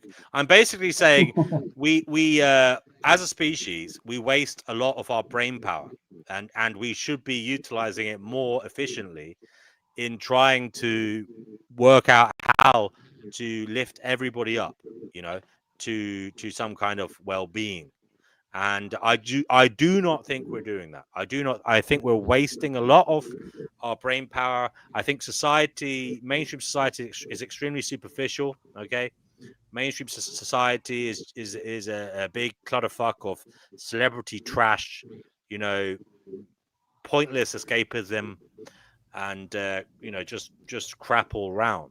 And I think that unfortunately we're wasting so much energy on bullshit. But why should we be subject to everybody else's moral appeals that they're going to be better people, and that hopefully society will become compassionate and have empathy, and maybe one day the world will be a better. Why do we have to be thrust into this predicament in the first place? That's the part I'm not understanding. Well, again, that's slightly different to you. You are already here. I'm talking about what we should do, that those of us that are already here. Okay. I think we need to redirect our focus, or even direct our focus to trying to do better, because we're not doing very well, guys. We're not doing very well. Nuanced Nudibranch agrees with me. They say, I agree, humans have immense potential to do good and improve welfare and circumstances, but we reject a lot of that potential, you know. I am hopeful that we could get somewhere, but as usual, there's this damn duality in reality, and that is, shit could hit the fan. It could go horribly wrong. And it is, as I said, it isn't going very well. It isn't going very well. Now, there is a sense that we should have some rational optimism. Okay. I mean, at least we're talking about this, guys. I would say that's a point to make in terms of rational optimism. At least we as a species are beginning to wake up and talk about, you know, how bad it is. Whereas in the past, we would have all been singing hymns you know, we would have been saying prayers at home, you know, we would have been drunk down the pub, you know, or whatever. Maybe we wouldn't have been able to gather and speak like this. So I would say, in terms of rational optimism, at least we're doing that much. And is that not a first step, a necessary step in trying to build, you know, the future better? I'm going to make one last comment, and I'm going to step down. The problem is that somebody was talking about reducing suffering. And so I'm actually going to do content about this, about why I'm a pro-mortis instead of a hedonist, because pursuing a life of pleasure usually comes at other people's expense. The people who are happiest is because they don't have apathy. They don't have empathy, and they are focused on their own happiness. So anything that is enjoyable in life is going to be because it takes away from someone else. Even specifically eating meat, that's going to give me pleasure, it's going to harm someone else. If I want to become wealthy, I can take wealth from other people and make them live in poverty. If I want to be a dictator or authoritarian, a lot of people take pleasure in controlling the government and controlling other people's lives and restricting people's freedom because it makes them feel powerful. So that is the whole trap, that in order to be happy, a lot of people are making other people miserable. And if you do have a moral conscience, you're actually going to be very unhappy because you're going to be making a lot of sacrifices. The things that would make you happy are you're going to have to give up. Even for those of us who are anti-natives, a lot of us actually do like children, but we have chosen a life of asceticism that we're not going to procreate because we don't. First of all, I want to say there's no such thing as a pro-mortalist. If they truly believe their philosophy, they wouldn't be here to say it. And I would say, it's not a good philosophy, informant. I think you need to rethink that. And I think listen, I value. I'm sorry if you don't, but I value your existence, and I hope that you begin to see your potential. In terms of doing good. You've said a lot of wonderful stuff for. I've watched your channel. You've said a lot of stuff about LGBT you're a gay dude, so you've said a lot of stuff about gay dudes, gay people in the black community, even race relations and stuff outside of your AN musings, which is important too. It's good to think about what the hell is going on, whether we should even bring people here. But I think you're doing a disservice to think that you cutting yourself short is a good thing. I personally would view that as a bad thing. But that's my opinion. As I said, I don't believe in pro-moralism. I think it's a harmful philosophy. And as I said, if it's true, then anybody who was a pro-moralist wouldn't be talking about it because they'd already be gone. I just want to say something else. You said something else there at the end, and I've forgotten what it was. So I suppose I'll have to move on. But Brother Marcus says, LOL, people still drink and go to church, my dude. Yes, I know, Brother Marcus, of course. But I'm saying, look, there are people who don't do those things. Well, there's nothing wrong with having a drink or even going to church if that's your thing. But we never had the opportunity to talk like this in the past, and I think that's something to think about. Is that valuable? Is that good? Because, in the 70s, you couldn't talk to people across the world. In the 80s, in human existence, this is a new phenomenon. And there must be something to be said for that being valuable to us as a species. And, maybe even some form of hopeful first step to improving matters globally, Divine Hazel says, nuance, great point. Stay around. Your thoughts have value, indeed. But yeah, there's no need to go anywhere, informant. I'm not kicking you out. But yeah, that was just my 2 cents on what you said. Anybody else want to pop in and say something? Please do. No, well, I just want to say that I do think that ultimately speaking, I would say that it can be argued that procreation is immoral because at the end of the day, you're taking a giant gamble, and you're playing with a loaded gun. It's Russian roulette, and you don't know where that's gonna land. At the end of the day, we can talk all about all the technology we have and all the so-called progress that we've made as a species, but at the end of the day, bringing life into this world is a giant gamble. And we have no good reason to believe that our existence, we were put here or created for like grand um some grand good purpose that's going to be realized someday. You know what I'm saying? So By the given way, that can I just say, I don't call myself a pro-natalist or anything like that. Like, I'm uncomfortable with our state of affairs. I find we're in a very difficult situation. You know what I mean?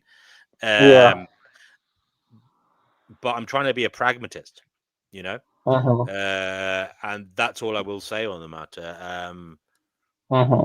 Yeah. Yes. So yeah, all I'm saying is that like I was saying earlier, the world is a very intricate and complex place, and whereby trying to end suffering in one capacity or end a problem in one capacity just creates suffering or more problems in another capacity, and so suffering and problems can never truly go away. And so in that case, um, given that that seems to be how the world is structured, and the fact that all of us, and no matter who we are going to suffer like some form of very serious harm throughout our lives, it stands to reason that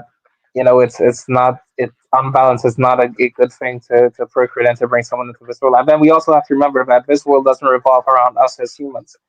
At the end of the day, we share this planet with other creatures who they themselves, they also have an instinct and drive to survive, and we're also hurting and destroying them and their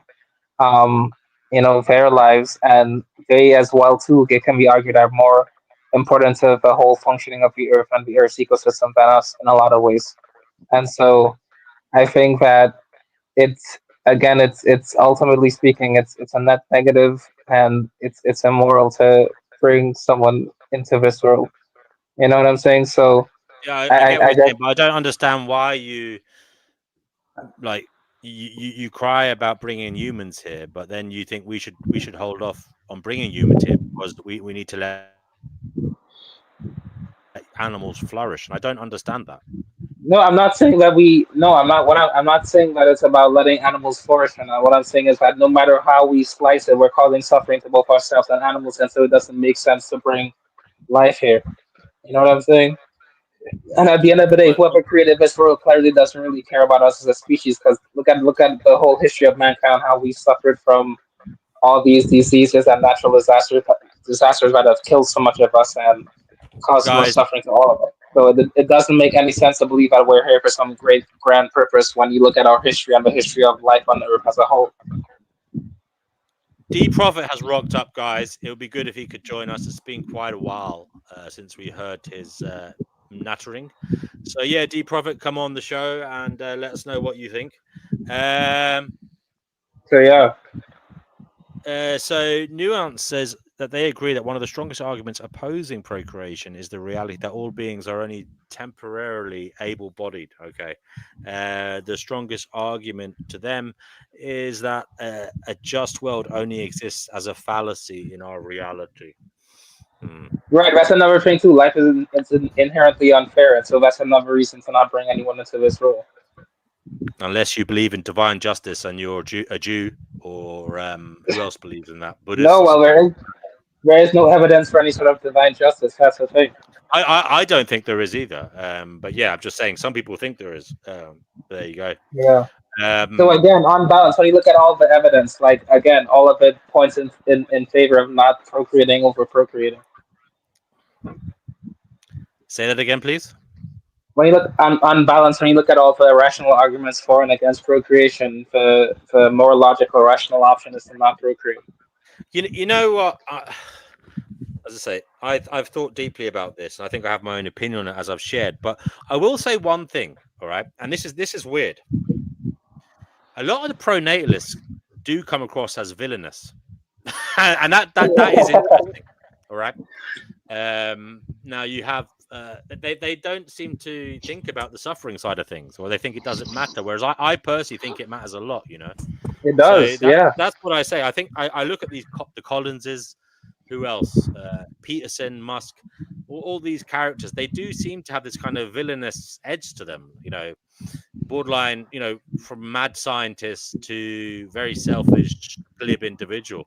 But then on the same. If you look at the spectrum, it does go the other way as well. That obviously some of the AN individuals are very villainous as well. So it's a very interesting state of affairs. And maybe it is that anybody who is consumed by these matters and talks about them, maybe they are more likely to be a villain. Either way, maybe the individuals who are not likely to be villainous are just not thinking or talking about these matters. That's just a point that came to my mind just now. I don't know if it made any sense or resonated in any way with you.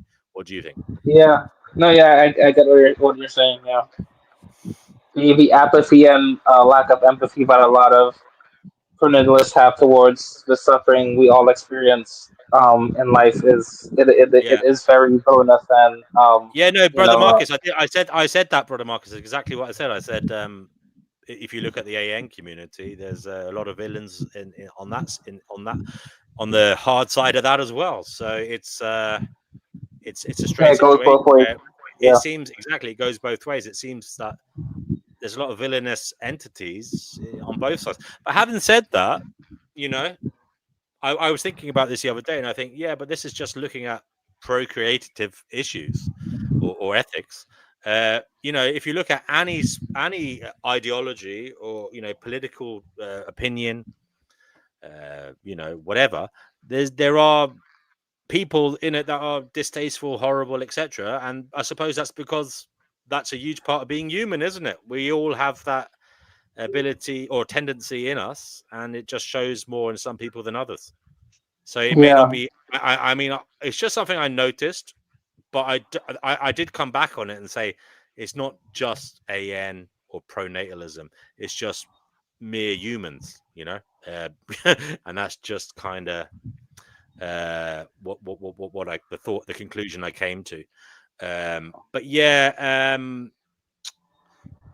I want to welcome Noodles, Vegan Equilibrium. Hello, brother.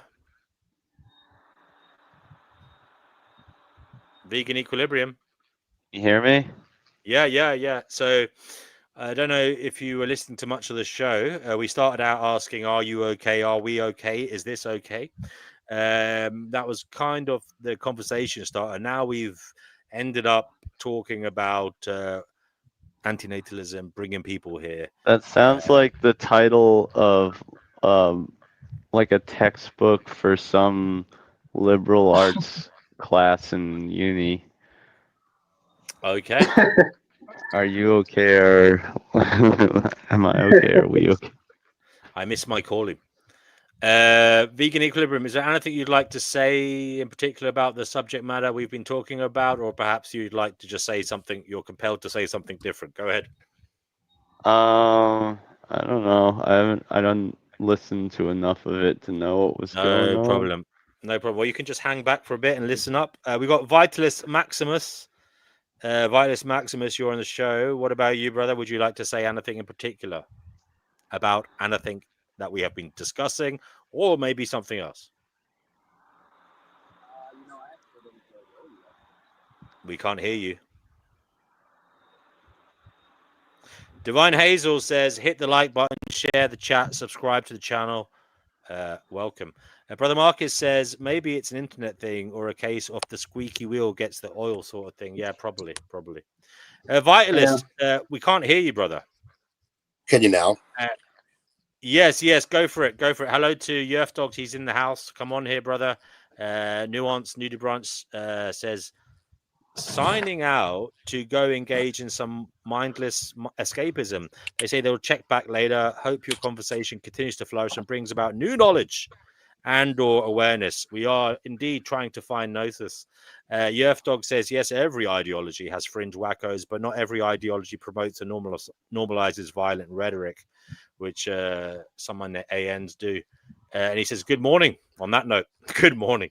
Good morning, Yerf Dog, says JE. And we have the Vitalist who has been standing humbly by to say something. I just want to say cheers and thank you for having me on.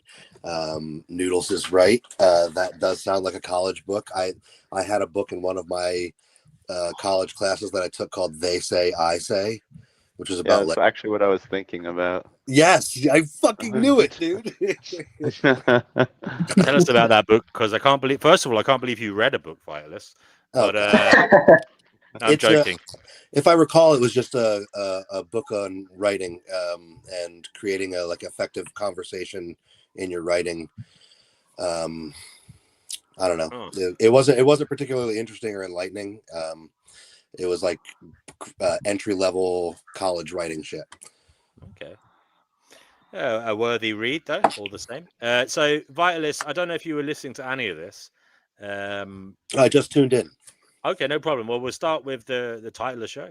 I know you said it sounded like a college textbook title, but in relation to you, yourself, your opinions on what is going on, are you okay? I think I'm okay. I know everything's going to shit. Everything's harder than it's ever been. Is for me too. Wake up every day, have to sharpen the knives and go at life. And I'm not talking about the butcher shop. Talking about the spiritual knives, because the world is full of fucking demons that are trying to kill you and take over your life and your brain. Amen. And So I just keep fighting that battle every day and hoping that I can raise competent warriors in this whatever weird hell realm that we're in that I brought them into. Amen. Amen. And are we okay? Yeah, we're fine. Okay. Can I get a hallelujah? Yeah. Is this okay? I mean, you can read that in, like, we may be okay, but what we're in isn't okay. As in, like, shit. I don't know. It may be that the future is going to be terrible, or there are, dangers. There's danger all around us, etc., etc. Read into that whatever you want to read into it. Is this okay?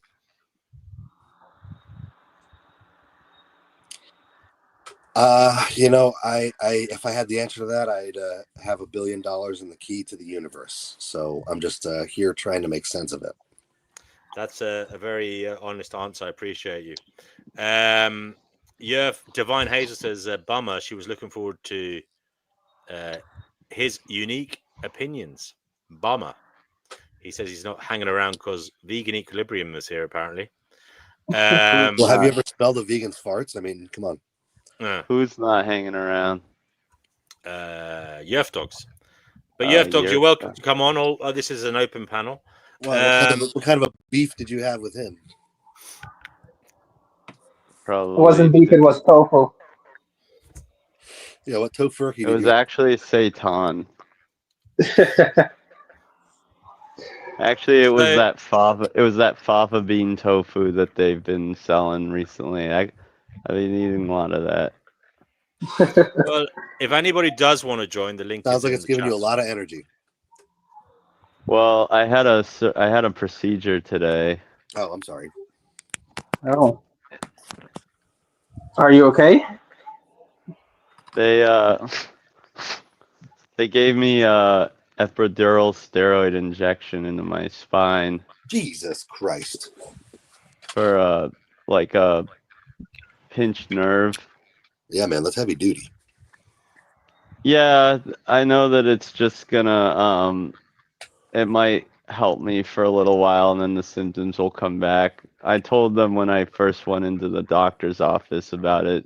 I said, all right, let's just schedule the surgery. And they're like, oh, no, we got to do the steroids first and the shot and the PT. And it's just like, dude, give me a break, man. This surgery is standard procedure for you guys.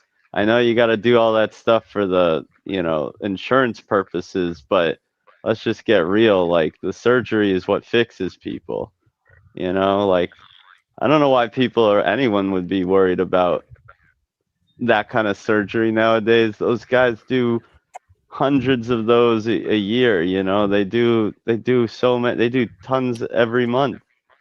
And, they have it like down to a really clean science, I think. I feel you with that one. I've been dealing with that bullshit myself, man. Like, I'm actually allergic to steroids, and that's the only thing that they'll offer me. They're like, we're not going to get you surgery until you get steroid injections. But I literally have gotten anaphylactic shock off of steroid injections. So it's a complete fucking mess. Yeah, and there's just a big problem with the whole system here, but I think the surgeries they do are miracle surgeries. They know exactly what they're doing. These guys are good, especially in Massachusetts. I can't wait for them to fucking cut me open and bore out that fucking nerve canal. The reason, Noodles, that people are so distrusting is that despite all of that, with all of what you said, which is completely true, is that medical intervention ends up being like the second highest cause of death for most people in the Western world. And we can dive into that. I don't believe that. Okay, I mean we don't have to have one of our normal conversations here. I think it is Noodles. I think I challenge that. I think it's like 3 to 5, maybe. I recently watched a breakdown of Dr. Matthew Negra did a breakdown of that claim. and he showed that it's actually based on misinterpreting data points. There was like some popular channel of information, someone that incorrectly assessed some of the data on these studies, and that's what became this just this conventional wisdom thing, but it's not. It's really not the case. Oh my Yeah, God. it's just not the case. Well, I mean, we saw it play out during COVID, where most of the early COVID deaths were from them putting people on this drug that shut their lungs down and then putting people on ventilators and killing them. I don't know. I honestly don't know. COVID that was killing these people. It was like the medical system attempting to find a cure. I have no idea. I can't comment on that. I don't know enough. I'm also just too weak to argue about anything today, and I don't feel like it. So I'm going to talk about something else. Okay. Sounds like your lifestyle's giving you a lot of energy too. Good point. Good point. If you're not talking, please mute. Yeah, because we're hearing some echo. The difference is that my energy is being harvested by other beings that are going to turn into humans. That's why, it's not like I am deficient in energy like you. I have given my overabundance of energy to the universe. So that's the difference. How do you know I haven't? Because you spill your seed. Biblically speaking, you ruin your seed by spilling it on the ground and in the toilet.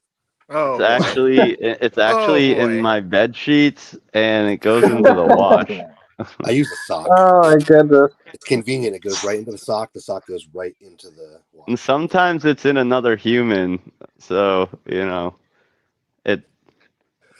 I don't know if, and actually, I don't know. Technically, the seed part always gets spilled into my own body because I have a vasectomy. So that's weird. So you're like coming in yourself all the time. Yeah. So like ultimate semen retention. You must feel so vital. You must feel like, dude, your T levels must be like off the fucking charts, man.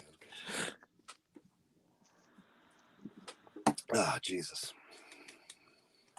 Well, I'm glad to hear your voice, regardless. Yeah, it's nice to talk to an old rival. Not a rival. I love you. you. No one's a rival. Yeah. I mean, you ran me up a tree once, and now we're what, rivals for life? Get out of here. I mean, you might be happy to hear that I'm completely disillusioned with the activism space and dealing with anyone in that space. It's just I don't feel like I can trust a single one of those, almost a single one of those people. Like literally less than a handful of people now that I've met in that space who I can consider like a close friend or someone who I can really trust. Wait, you're most of the people I meet there rub me the wrong way and have put a bad taste in my mouth and just made me totally just like, wow, I cannot build community here. You know what I mean? I don't know. I'm totally shocked that people like Antinatalist and Mushroom Coyote ended up being antisocial weirdos. I could have never guessed. I wasn't talking about antinatalist activism, although I'm sure that vegans. I was talking more about vegans, but like but you know what? It's Vegan Gain said something to me the other day. It's like he was saying like any large community or if you go to any community, the majority of the people there are going to be dumbasses and like you're only ever really going to click and be able to trust like with a very small amount of the people within that sphere. So yeah, ain't that the truth? A lot of them are fucking assholes and crazy, dude. Like just like I don't know that. There's a serious cluster B situation going on there. Yeah. Again, this is not just another argument for antinatalism. And most humans are so stupid and cluster B and crazy. No, not. I don't think most humans are have a cluster B disorder, but I mean, I guess most humans have some level of cluster B traits, but not enough to make it a disorder. But like the prevalence of it seems much higher in these in activism spaces, and particularly leftist spaces. I mean, right wing spaces have plenty of retards. Don't get me wrong, but I meet a lot of the whack jobs in the where I'm at. You know. What can you explain to me what a cluster B? It's a cluster of personality traits that is usually characterized by like very very harsh mood swings and what's it called, like erratic behavior and shifting rapidly between emotions. So and there's four. So like the traits can compile into different combinations, which result in four different personality disorders, which is antisocial, histrionic, borderline, and narcissistic. And then there's of course a lot of overlap between all of those because it's about shared. They all share particular, um, you know, they all share the cluster B traits, just in different combinations. And yeah, I mean, you get like a lot of very Machiavellian, very sensitive people, like overly sensitive people, very egoic people, and then people that just lie, that love to lie, people that love to start, that kind of swim in chaos, and they love conflict, and it's just like a big mess. It sounds like the vitamin that vegans are most deficient in is drama. That's why they get out. Well, I mean, I wouldn't say that this is a vegan problem per se. I would say that it's something about leftist spaces seems to attract like you see just as much of this in the pro-Palestinian movement.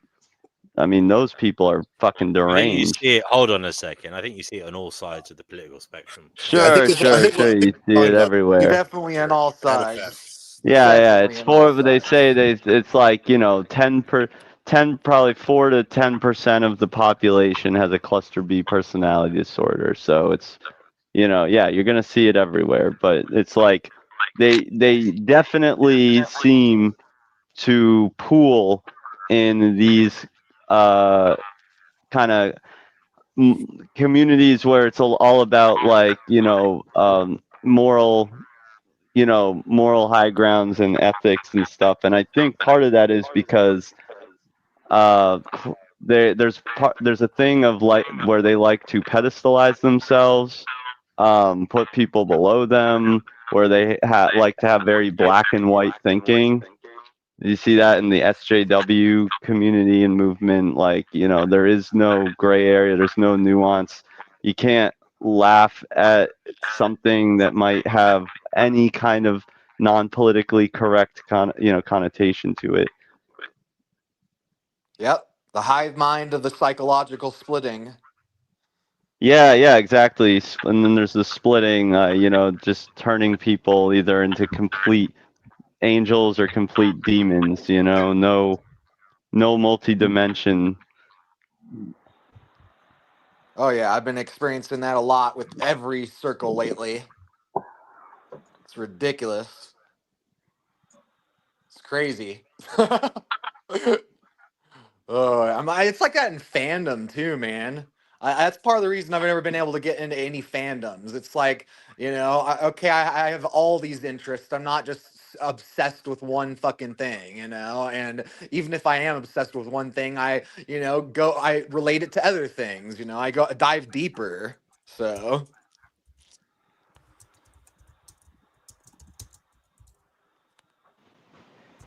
looks Is like everybody Antinatalist informant's phone died. who else here say hi if you're here? Huh? Oh, look, the shelf, guys. D Prophet is showing us his 90s toys memorabilia there. Early 90s. Teenage Mutant Ninja Turtles. Yeah. Piggy, you're very quiet. Do you want to introduce yourself, by the way, because you are new here? Tell us what you're about. I'm not very good with introducing myself. I'm not really about all that much. Interested in your topic. If we're okay, I think we're fucked. I think we've been screwed for a long time. But like, as for like solutions, I don't know. And the anti-natalist question, I would bring up this point. Like, for the people that agree with that, like, what about, you know, Einstein, Shakespeare, Nikola Tesla? Like, you're not worried you might be missing out. You could bring a child to the earth that could cure cancer, for example. Yeah, but I mean that's been argued to death. At the end of the day, that's I kind of agree. someone like that is very, very rare, and it's again it's a gamble, and most people don't turn out to be exceptional, smart, brilliant people like that, you know. So that's just a in your total opinion. gamble. That sounds like No, a but it's the nature truth. So, versus like, how many people do you nurture know are though. like Einstein or Shakespeare? They might be. It doesn't happen. They might be doing exceptional things given their own individual circumstances. And they don't even need to do Right, that. right, but it doesn't rise to like the level of like an Einstein or Shakespeare. That's the thing. I hear you. Like, Prophet, this is your cup of tea. Yes. What's happening? Piggy, do you want to bring that up again, and then we'll get D Prophet to say something. Oh, okay, sure. So yeah, on the anti-natalist question, like, you're not worried that maybe you could bring, you know, I don't know if I have kids, but that makes me pretty sad. And like, you know, I don't even really care if anyone else has kids or if the world, you know, I'm gonna be dead in the next 4 years anyway, so who really cares? But yeah, like, are you not worried for the people that would contemplate having children, like that you could be missing out on like someone that could really change the world, cure cancer, for example? There is no saving this world. Like again, like I said, like once you solve one problem in one capacity, it just creates more problems in another capacity. Yeah, and that's not the point of life, is like having children that's gonna say, like, I don't think my kids are gonna cure cancer. I think they're gonna like Sure they will. Yes. They're going to help somebody move one day. They are going to lend somebody $1,000 and not expect it back. They are going to do something in their office that like helps out a little bit, or on their job site, that like come up with a new idea that makes things run a little better. They're going to be there for their buddy when their buddy gets divorce raped by his wife who like fucked another dude. That's how the next generation saves the world. Don't you understand? Like, it's not about coming up with a fucking MRI machine or the new type of cancer treatment. It's about like holding someone when they need you, ordering them a pizza because they're down. You understand? Can we play the nice Full House music right now while he's saying all that?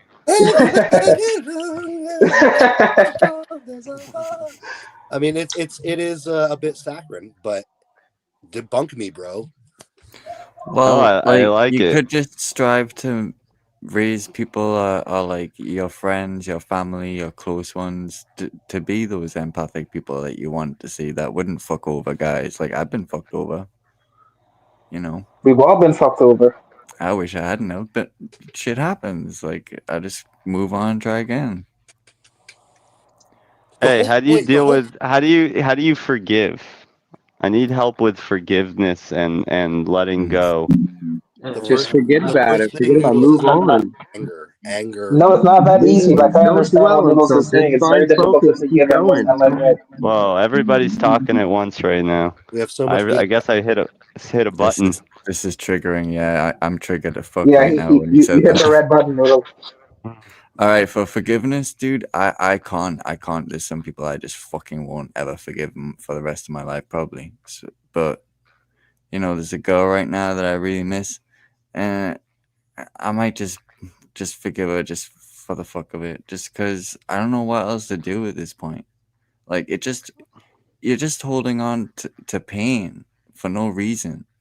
It's just hurting me, not her. But are you forgiving her because you're really lonely and like she's like the only reasonable option you have, or I've got what? options. It's just she's the only one I want. She's the only one of the options you want. Yeah. But what if there was what if an 8 walked into your life right now, like an 8 or a 9, and she was like a female smoking, and she. I'm gonna sound like a total pussy right now to you guys. I can't even think. I don't even care. Like, it could be a 10. I wouldn't even care. I'm. Well, when it comes to love and shit, I'm like a total sissy. Like, Okay. I fall deep, It's... and I'm just I'm or a are you sad saying? loser. Or are you only saying that because you think she might be listening? Nah. She's definitely not.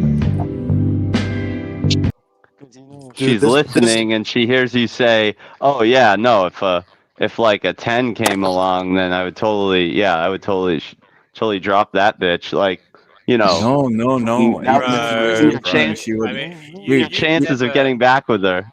Even if she was listening, she wouldn't believe me if she heard me, dude. Funny thing is, she's cluster B. She's borderline personality disorder, like you mentioned. Wow, earlier. see, this is what I'm saying. Okay, they get you every time, man. They know how to hit that button, because for some reason when they have sex, it's like they can touch your inner, like your most vulnerable pieces of your soul. It's called, I don't know about the sex, dude. It felt like fucking a robot. Like, she was so really? fucking like a mannequin almost. Yeah. Oh, like, that's weird. She was that's like not the cluster B. That does not sound cluster B at all. She's like psychopath or some shit. Vegan equilibrium. You are generalizing. All right, fine. But it is vegan equilibrium. I'm struck by your superficiality tonight. Do you not agree that there is the emotional connection and bondage that goes beyond? You're struck by my superficiality? Are you kidding me? Brother, it's a joke. It's tongue in cheek here. You were saying if a 10 comes along, will it stop him from pursuing this lady? And he says it's not about that. Nobody could stop, because he's got this emotional bondage to her. Right. Now, some of that is, would you say, addiction, Piggy? Would you say you're addicted to this person? Because is it the case that they made you feel bad, they made you feel good, they made you feel bad, they made you feel good? Or maybe it wasn't even them that was doing it, it was your own brain. But it's like some kind of dopamine hit that you were getting, and it's like, I don't know, like it's like you were playing a roulette wheel, trying to get putting your money on zero, putting your chips on the zero. Sometimes it came up. What, did this person cheat on you? Not yet. Yeah. They did. Yeah, they did. Okay, well, you said you're about 40, Piggy. How old are they? I don't really want to be putting my business out there, but like mid-20s. Oh, they're much younger than you then. Yeah. Yeah. Well, so here's the thing, dude. Imagine you get the same kind of personality. They like all the same stuff, right? But they're a 10 and they haven't cheated on you yet because it's a new person. You go for that one, right? Are you going to tell me you wouldn't? There's like same person, but look max to 10, and they haven't cheated on you because you just met them. It's not the same person, dude. Like There's a girl that like is around her age that's like full of tattoos, and that's what I like. I'm into borderline fucking bitches for some stupid ass reason. We all are. We all are. No, I mean, speak for yourself. Speak for yourself. Buy them for like $120 an hour, right? And not go through this. Yeah, seriously, I need so much fucking therapy. It's retarded. Sorry, didn't mean to use that. Me too, man. Me too. I forgot what I was gonna even say now. Do you think therapy works? No, that's the thing, though. Like, I know I need therapy, but I don't believe in therapy. Yeah, they don't really like. They're not bad, but I guess I got too much shit going on in my mental health past for them to really help much. And yeah, NHS is free, but you only get an hour, like a week or whatever. But an hour a week is pretty good. Question. This other girl is like in that realm. Can I just maybe throw an idea out there? Sure. Go ahead. I think maybe the best therapy would be looking this girl in the eye and telling her to fuck off. Just a little suggestion might save you a lot of money on a therapist. Takes less than an hour, and it might work. So anyway. Yeah, I mean, but you gotta be careful. You gotta be careful with the cluster bees. Doing that to a cluster bee can come back and bite you. Oh, that's true. This is the problem. I've got stories that like literally too many. Anyway, I'll finish off what I was saying. The other girl is like, comparable, but personality-wise, there's just nothing comparing to my ex, and it's like, nah, man, I can't even look at another girl. It's fucking retarded. Like, I feel stupid. Just the tiniest bit of misogyny. The tiniest bit. I really do. I really have it, dude. I am a bit of a misogynist, but I love them too much. I don't know why I fall for it. And he said addiction. They make me... A couple of these girls made me addicted to them like that. They want to spend, like, fucking love bomb you, like, time bomb you. Like, they take up all of your time.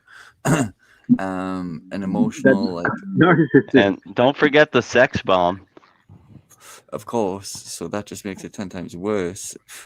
And then they just disappear like the shit meant nothing. It's like, damn. There's an author named Iceberg Slim that I think that you should read so that you can learn a little bit more about the psychology of women. No, actually, it sounds like it sounds like you're an active participant in your own demise.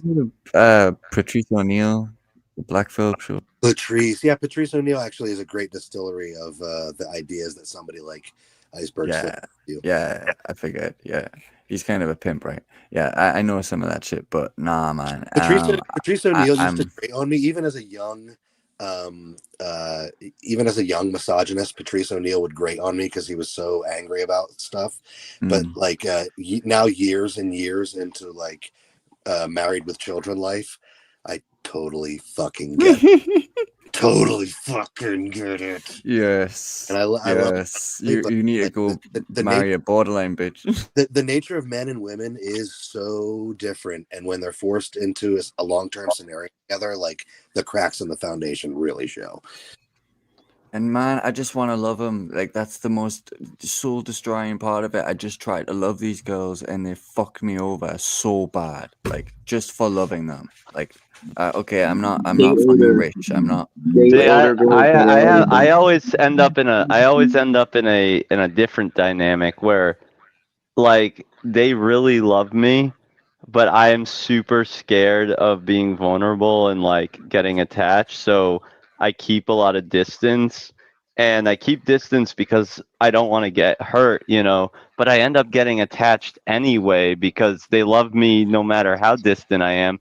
But then I'm so distant that they go and, they meet someone else or whatever, or they go do something else, and then I'm like, no way, you know what I mean? Yeah. And then it hurts me, but I don't know. So it's a different dynamic. I do exactly the I'm opposite. at a period in my life right now where I'm like the old boomer joke where it's like, take my wife, please. You know what I mean? If our relationship would be to end, it would fucking destroy my whole life. Like it would be horrible.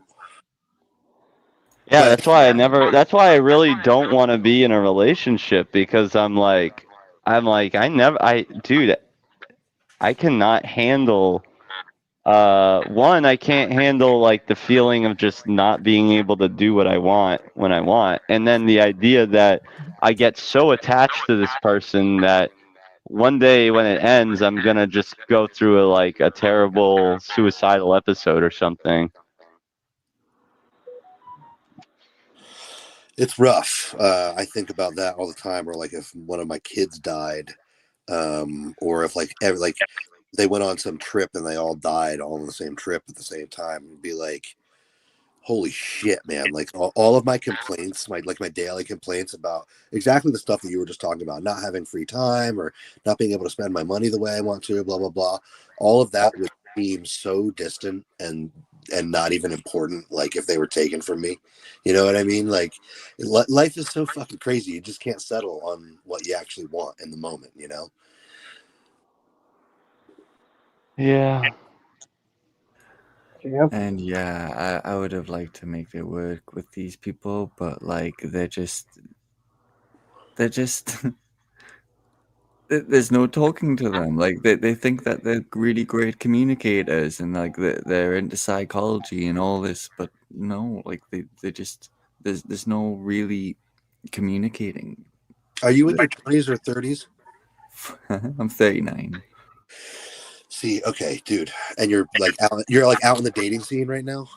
Unfortunately, I see. Okay, here's the one thing. Like, I haven't been in the dating scene. Go with Group B. I've been on a dating app in like 7 or more years, and back then it was like, you know, there's always been the battle of the sexes, men are from Mars, women are from Venus, yada yada. But back then, even like online dating on apps seemed just like sort of an extension of meeting people. Now, from what I read online and from what I hear from podcasts and stuff, it sounds like fucking the offensive out there. It sounds like Vietnam. Like, what the No, fuck? you do not want to. I would not recommend people fuck with dating apps at this point. Learn how to hone your social skills or your confidence to the point where you can approach someone and start a conversation. And it doesn't even have to be like a pickup thing or some oh, I gotta go holler at this person. It just means like you have enough. You've built enough social skills that you can just talk to people, and through doing so, you're gonna meet people and you're gonna have a social life, and then you'll meet women because the more people you meet, the more women you meet. Yeah, and well, the problem with that, Noodle, that this new generation coming up are so fucking antisocial and inept at like talking to one another. It's good. Everything's about like fucking vibe and shit these days. Is that true? Is that true though? I can't speak for Noodles. I can't speak for people who are of dating age, but I spend a lot of time around little kids, and like you can clearly see the kids who get screen time. You know what I'm saying? And the kids, yeah. And there is like a almost non-verbal quality to some of these kids, and it's not like they're autistic or anything. They're just fucking weird. They don't know how to like look somebody in the eye and talk to them. When I speak to my children, I force them to look me. I don't force them. I say, hey, look, I'm talking to you. Can you look me in the eye? Can you stand straight and look at me? Like I tell them how to talk to another person and align your body to them so they feel like they've got your attention and everything. And I just don't feel like a lot of that is taught. And I think that a lot of these kids are like really disconnected from reality because their fucking faces on a screen all day. I don't know how this new generation is. I actually kind of feel bad for my kids in some ways because they're going to be more normal, and a big majority of the generation are going to be fucking weirdos. Yeah, I feel I've been fucking debilitated by my phone to an extent. Me too, dude. Me too. Yeah, same. Everyone has fucking ADHD now. You know what's that? Dated women in their 20s for the last 30 years. It's pretty rough. I'll be looking to go to bed, and I'll be like, oh yeah, real quick, I'm just gonna sit on the couch and like check in, a couple notifications or whatever. 45 minutes later, watching a dude like throw a hat-shaped water balloon through a baseball. Like, what the fuck am I? You know what I mean? Like, total. I was watching like a brain rot thing the other day, and I thought to myself, wait a second. When people say brain rot, this is exactly what they're talking about, and you just watched it like 4 times in a row and giggled. You know what I mean? I'm like, dude. And I always think like, wow, what, you know, this is that person's getting like what, 1 million views or something, so they're probably getting some kind of monetary relief. I'm just the user I'm giving them the money, and I'm getting nothing pretty much. Like you're like complicit in this asshole's success in life. Yeah, like why didn't I jump through some kind of hoop? I refuse to install TikTok for that reason. Yeah, why didn't I make like a Walking Dead copy pasta with a fucking weird AI thing that, like, I don't know. It's just hold on a second. Hey, what's up, sweetheart? Hold on, guys. The algorithm's fixed. It's like Vegas odds.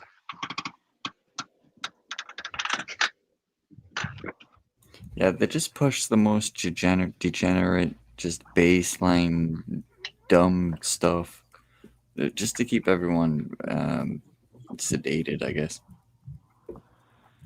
I wanna be sedated.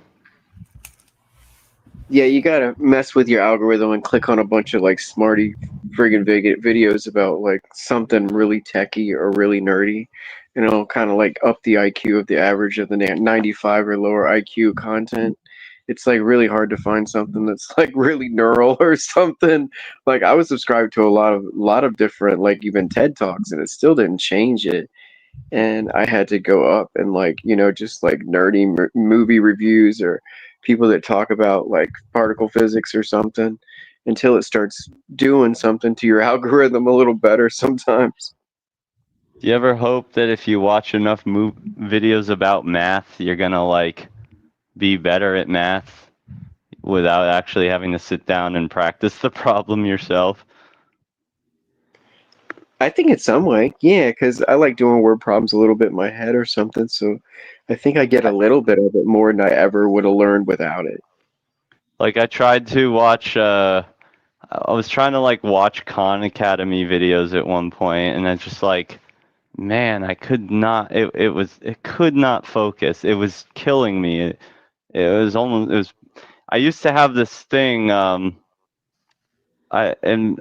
I called it numeral narcolepsy. Like when I was in school, I could be awake in a bunch of the other classes, but as soon as I got to math class, I literally physically was struggling so hard to keep my eyes open.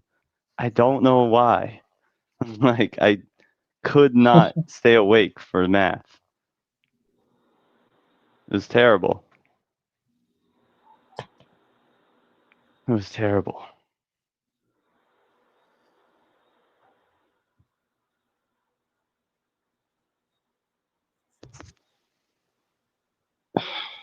Oh, we're addicted to like staring at screens. It's like coke to the mind. Everybody stares at a tablet, a phone, a TV. It's like the brain likes coke, the brain likes staring at a screen. Yeah. And another thing that's interesting is I really noticed the kind of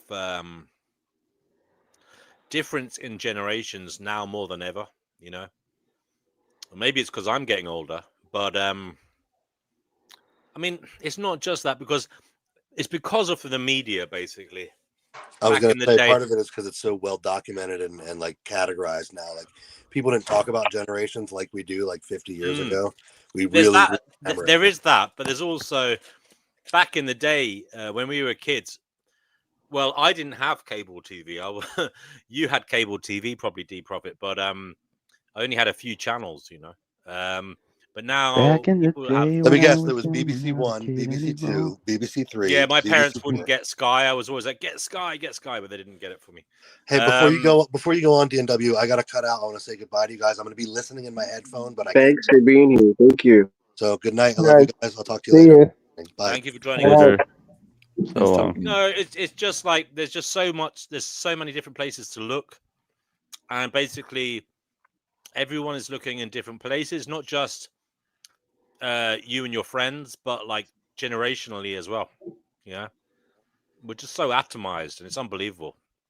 And it's kind of hard to. Sometimes you can get lucky, but sometimes it is hard to talk to people of different generations, and kind of share values or such, Mm-hmm. Yeah, I hear that. Well, when I was talking to that girl that was quite a bit younger than me, it's like we're just from two different worlds completely. Like, she can't fathom just that, like, I was before the internet existed. Like, because just think about it. Anyone born after like 2000 just has not known what it's like for us all to be connected, like the entire world. Just can't fathom it. They can't fathom not Facebook, not Instagram, not TikTok, just every single social media. And I'd kill for it to go back to how it was. And I was the first one like addicted to the internet, pretty much, out of people I knew. And yeah, I'd give anything to take it back. I think it's been the cause of most of the hell that we're experiencing. I don't think it was even this bad 20 years ago, economically or socially or any of these issues. Can you Back tell us in the some day of that? when I was young, I'm not a kid anymore.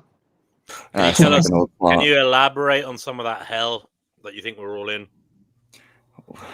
Just the ultra competitive nature of society now is just like you can't keep up with the Joneses anymore. Like the society that was designed for the boomers just doesn't fit us anymore. So where my dad and mom got married early, I just didn't have that opportunity. Like in that generation, teenage pregnancies became like a kind of a common thing. My mom was one of them.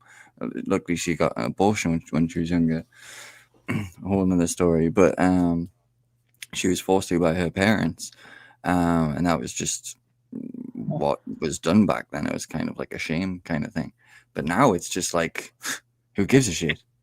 And it's just making a debaucherous society that has no morals whatsoever. It's just nobody really thinks ethically about decisions, from my experience. Most of them. Okay, old man. What do you think, guys? So I didn't okay. I didn't understand his opinion on the original topic though. Was it AN or not? I like the answer though. I'm an antinatalist. I'm like undecided. I don't really care that much. I'll decide whether I have kids, and I'm still undecided about that. But with everyone else's decision, that's up to you guys, I'd say. Personally, mostly, it's kind of how I view religion. I'm mostly atheist, but I classify myself as an agnostic. Like, I pretty much side on that nobody should have kids because this shit is hell, and most people raise just hell raisers. So yeah, but I love freedom is the problem, and like, I care about people to an extent. I don't know why at this point, but yeah. I mean, I don't think that's inconsistent because I'm an anarchist, and so when people hear me talk about antinatalism, they assume that I want government compulsion. It's like, no, I'm advocating for voluntary human extinction, not through government control. So you're like for when you say anarchist, like how do you mean exactly? Like what would that look like if you got everyone to your ideological standpoint? Like what happens? It would be a return to the state of nature. We would get rid of the state as a corporate entity, which pretends to represent the will of the people, but really it's an end unto itself. It controls everybody. It would just be live and let live. There would be no recognition of private property rights, at least not real property. It would not be getting rid of laws, but it'd be getting rid of the state as a corporate entity. And so it would be more local, community focused, like sounds more like that sounds more like libertarianism. Well, but libertarians are capital. A lot of them are capitalists, and anarchists are against all hierarchical structures, and they're just against. They're sort of against the state, but I don't think all anarchists are against hierarchical structures. Well, that's what anarchy means. So I don't. If they're saying that they're no. Anarchy comes from Greek words, which mean an as in no and archon as in ruler. That does not mean that there aren't voluntary hierarchies. Right. That's what that's where I was going. It can be voluntary, but nothing that we have in a society is voluntary.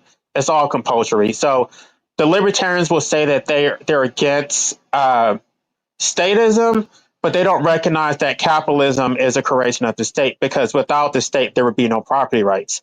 Like when you buy property, you go and file a deed with the county clerk, and that's what gives you capital.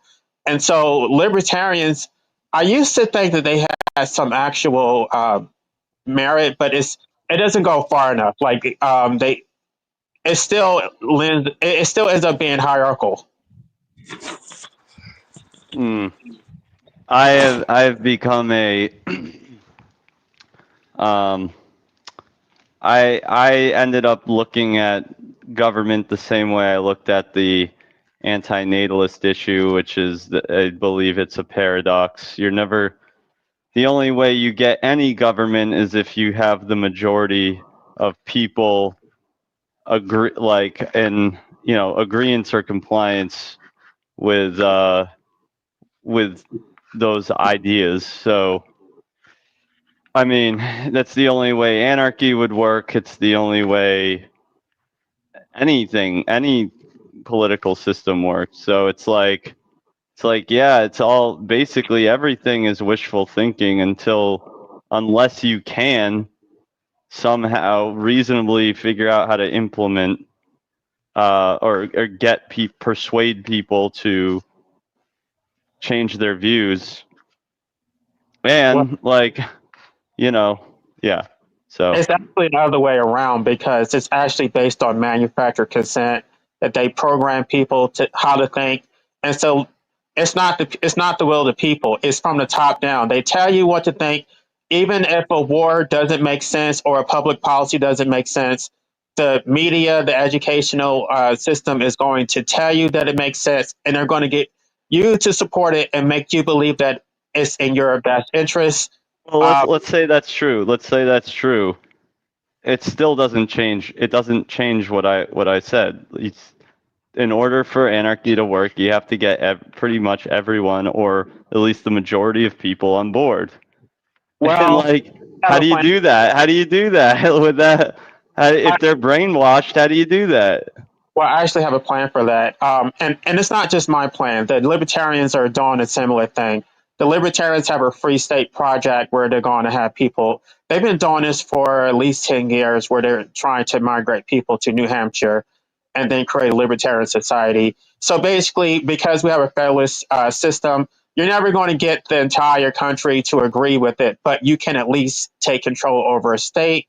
And the state is sovereign. So within your own state territory, you can have the type of society states are still under federal jurisdiction.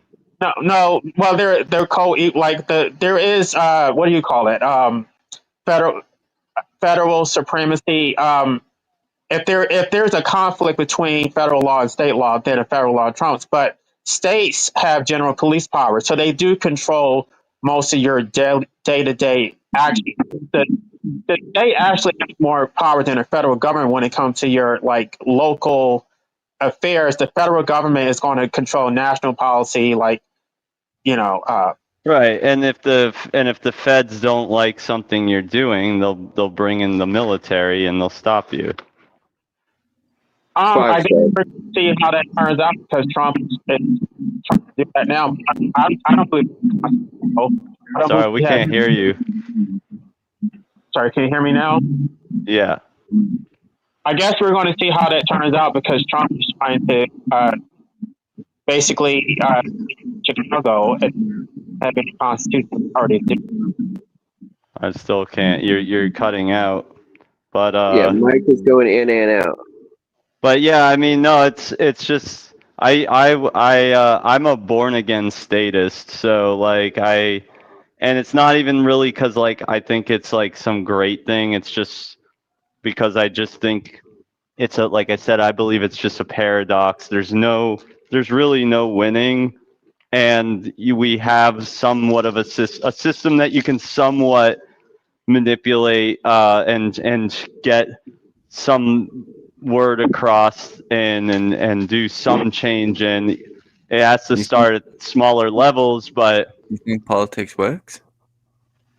To a certain degree it does, and I've witnessed it. I mean, on small scale things, like I've seen it, I've seen ban the sale of fur, ban the sale of foie gras. Like I've seen it shuts down certain trades, and like shuts down slaughterhouses. I've seen it work in the animal rights sphere.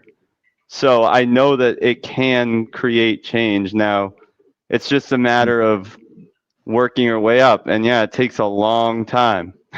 Takes a long fucking time, dude. How many rights should animals have over humans, though? None over humans. The human rights should be extended to animals. They do have one right over humans. They have the right to die. Humans don't have that. I don't know what you mean by that. Under extreme circumstances, we do.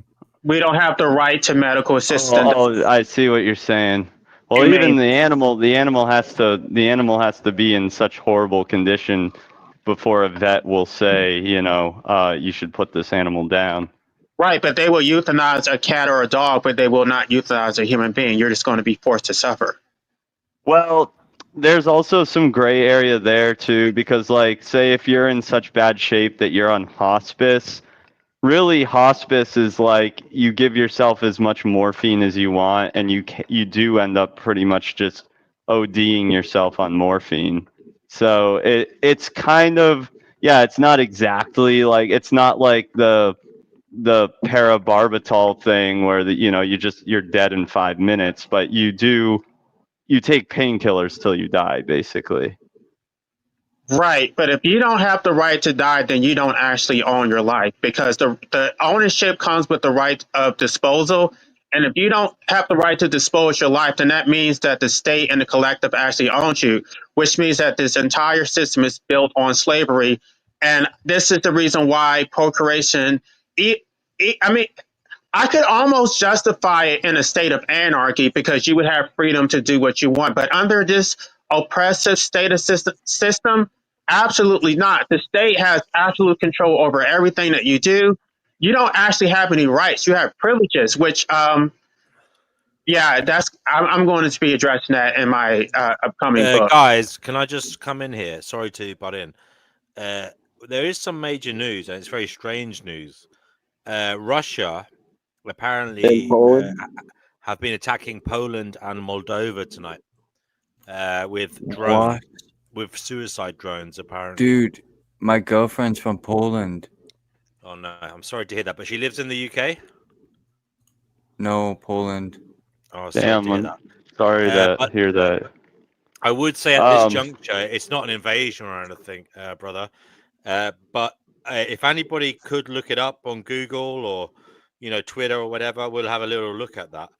Well, let's just be real. I mean, now it's starting to spread. I mean, there's so many different like lines being drawn in different areas now. Like, let's be real, dude. It's just Taiwan. We are so close to World War III at this point. I mean, it pretty much is World War III. It's just it's having like a soft awakening, right? Well, that's the whole point, though, that we were talking about earlier. Things appear to be getting better, and then something like this happens, and then we're in World War III, and then everything turns overnight. And you didn't predict that the economy was going to go in the toilet. You didn't think that we were going to be in a war-torn country, but now we are. Well, yeah, I mean, we're not in a war-torn country right now. They are, but, nothing's gonna fucking touch the U.S., dude. Like, we have such our defense systems are so ridiculously like amazing. Like, I mean, if you destroy the economy, then you destroy the military.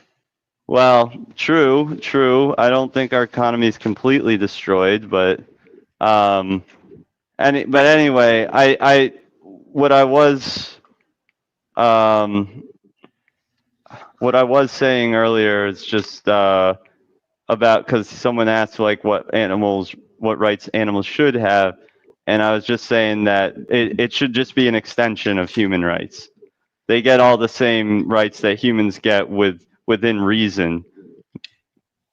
But why can't we get the rights that animals have? Why can't we have the right to be euthanized? Sure, I'm not saying that we shouldn't have that right, and I don't think it's not like animals can just say, "All right, I'm ready to die, kill me." That too requires like a human to determine that the animal's in that position, and sometimes they kill animals when animals don't need to die. Like, look what happened to what's his name, the squirrel? Was his name Peanut the squirrel? I don't, that got in New York, and the raccoon there, like the government fucking murdered those animals, but and obviously like is murdering billions or trillions of animals every year. But yeah, no, it's just as simple as sentient life all gets the same rights within reason. Okay, gotcha. It's just I don't But really yeah, know this what war looks is that's like, 'cause crazy. we slaughter animals. What? I'm just trying to confirm if it's true. As I said, I've seen it on Twitter. It's all over Twitter, but it might not be true all the same. So I'm just looking for more information. Yeah, I just Anybody looked else, it up. please It look was up. on Fox Now on YouTube. It was on the live Fox channel. Oh, really? Yeah, I had it on the other room. Someone says here either Russia is purposely testing NATO tonight, or someone screwed up really bad. Yeah, so Poland and Moldova have come under air attack with suicide drones. Oh dear. What's Moldova? Moldova is a little country between Romania and Ukraine.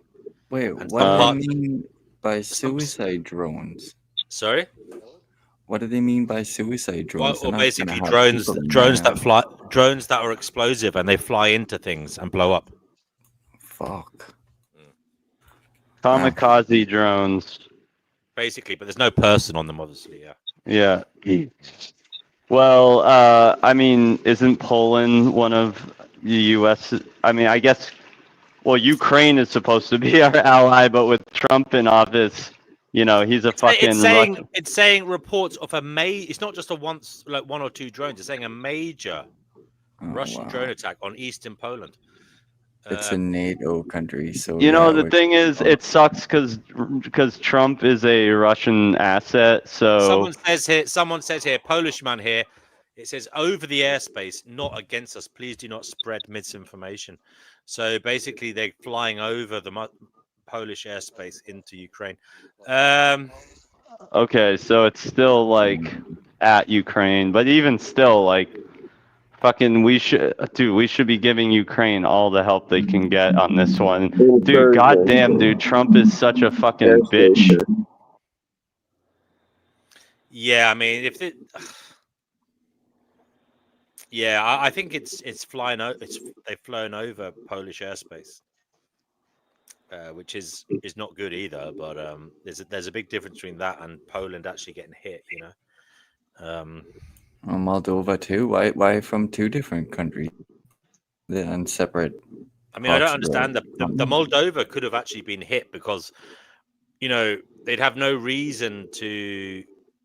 Like Russia would be flying from that direction, so it might be an overextension of their drones, and they hit Moldova because there isn't any other reason for Polish drones to be in Moldova. There's no flying that way. It's the wrong side of Ukraine. But there is some there's some territory in Moldova that Russia and Moldova are basically arguing over, as well. Anyway, I'll look it up.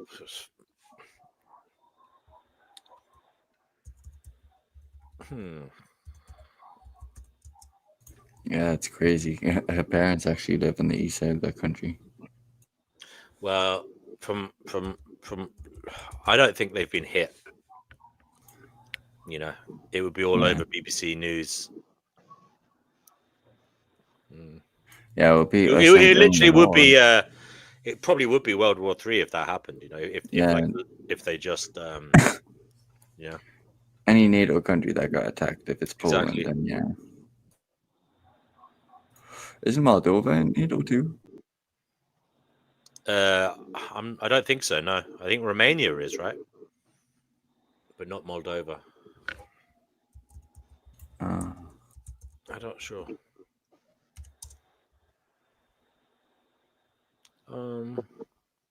Okay. They joined NATO in 1992. Oh no, sorry, it's not. They joined the North Atlantic Cooperation Council. There's this thing called MAD,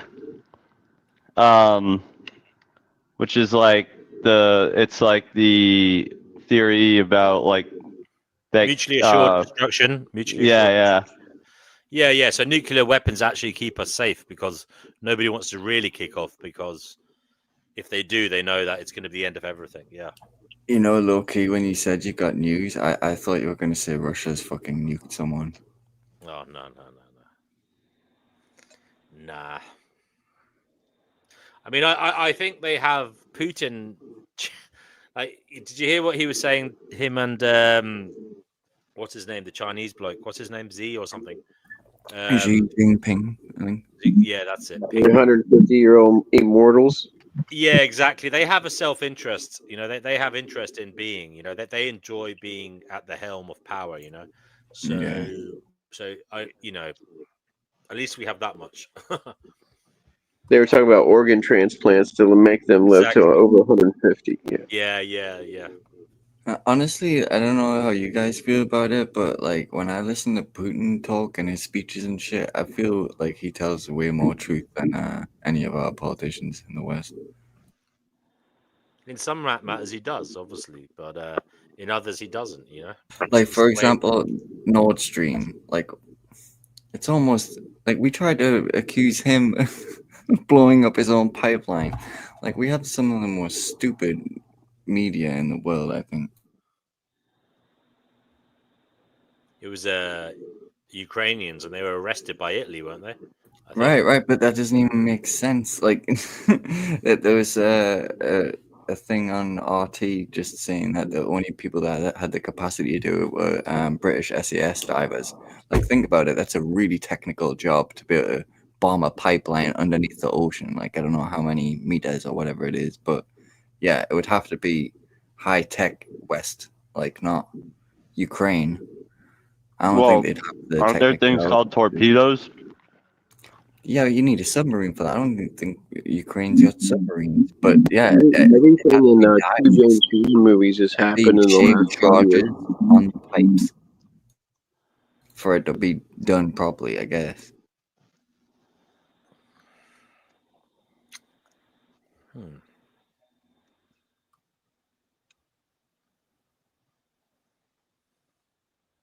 But yeah, I heard the speech he did with Tucker, not speech, the interview, and yeah, I mean, he just sounds like he knows what he's talking about. Like our. Can I say, if my Cougar W wants to come on here, please do. Yeah, we should check on Cougar W. He's in the chat. I thought you said Putin. No. Well, if Putin wants to join the conversation, yeah, feel free, Putin. You can come on here, Vladimir, and we'll have a chit chat. I won't say we'll agree with you on everything, but you know, maybe we'll get to some constructive situation where we might find peace and, you know, well-being for all. It would be nice if we could end it. Brother Marcus said, should we check in on the conundrum in Poland? Yes. Please do that. Let us know he's okay. He'll know more, actually, about what's going on. As I say, I don't think anybody has been hit in Poland. Can others please do your research? Because I might be wrong. I mean, I'm kind of checking here and there. I'm eating a salad.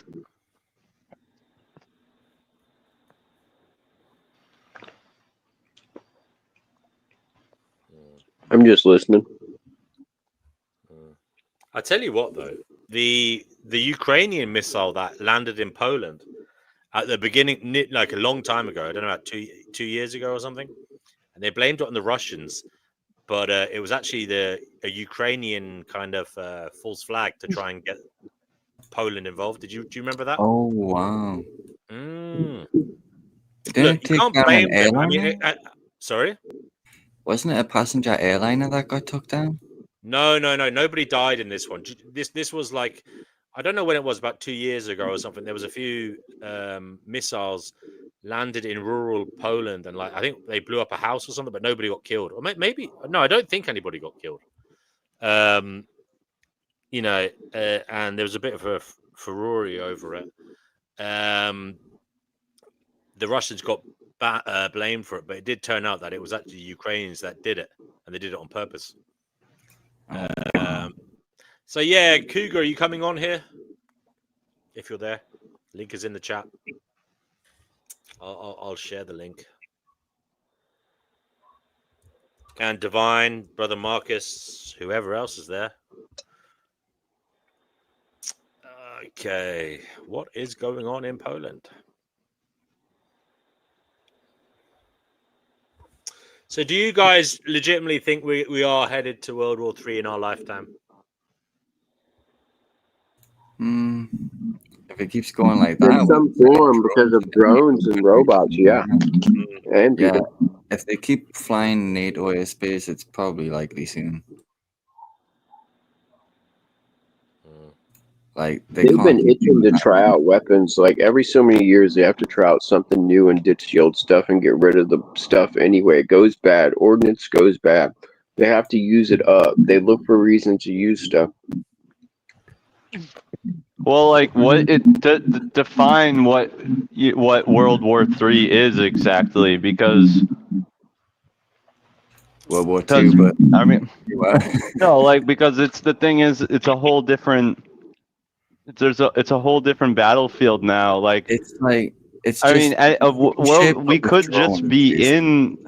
Well, no, but we could just be in World War III right now. Like it's just like half of it is about negotiating, you know. I think it's right now what China, North Korea, and the Saudi Arabia does. Everything else is already happening. Like, think about all the wars that are happening right now, and who has a hand in them, and who has interest, and who's aiding who and helping who. I mean, if it's how many countries does it need to be? How many countries need to be actually be involved in the whole thing for it to be considered a world war? I mean, I think they want to add China to it, and then India has to pick a side. I think they're gonna, like I say, all the world powers with the biggest militaries until there's one World Bank and one world, whatever it is. I want to welcome Cougar W. Cougar W's come on, guys, just let him speak. Cougar W, how you doing? You're muted at the moment, mate. Whilst he's trying to figure that out, Divine, how are you doing? Very well, thank you. Oh, very good. Yes, Brother Marcus, we did. We said come on here if you can.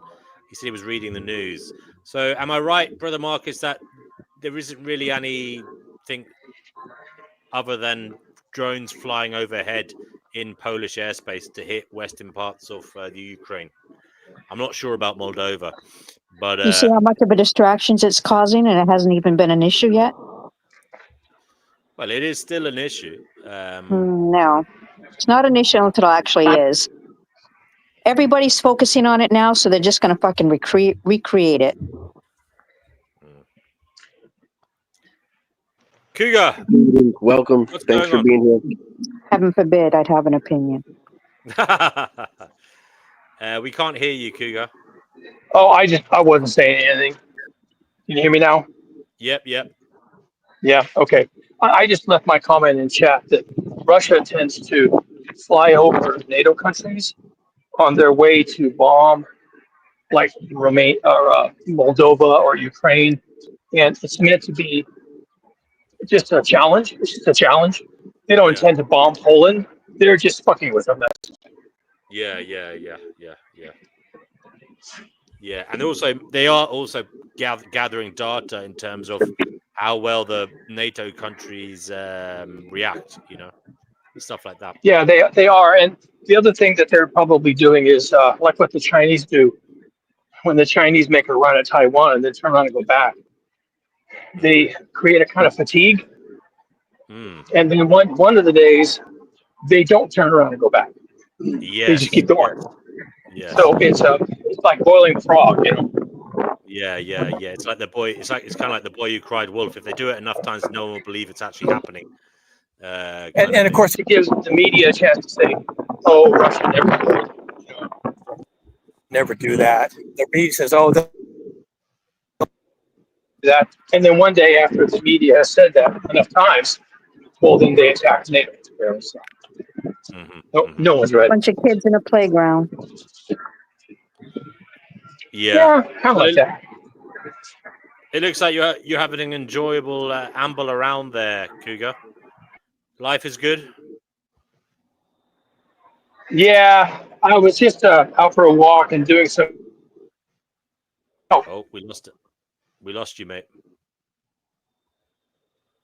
We lost him. Divine, did you want to add anything to the conversation? I think it's all just a distraction. It's not even real. It's just to intimidate. It's just to get everyone to be focused on something other than what is important. And that's all the way it always is. When you say it's not real, what exactly do you mean by that? Sorry. It's not a real threat. They're just playing like a bunch of kids in a sand bucket. I mean, it's not real as far as what they're trying to display is not even what is happening. Okay, does anybody else believe agree me, with if it was happening, we would know it. It's just a bunch of play right now. And I'd be getting calls if that was the case.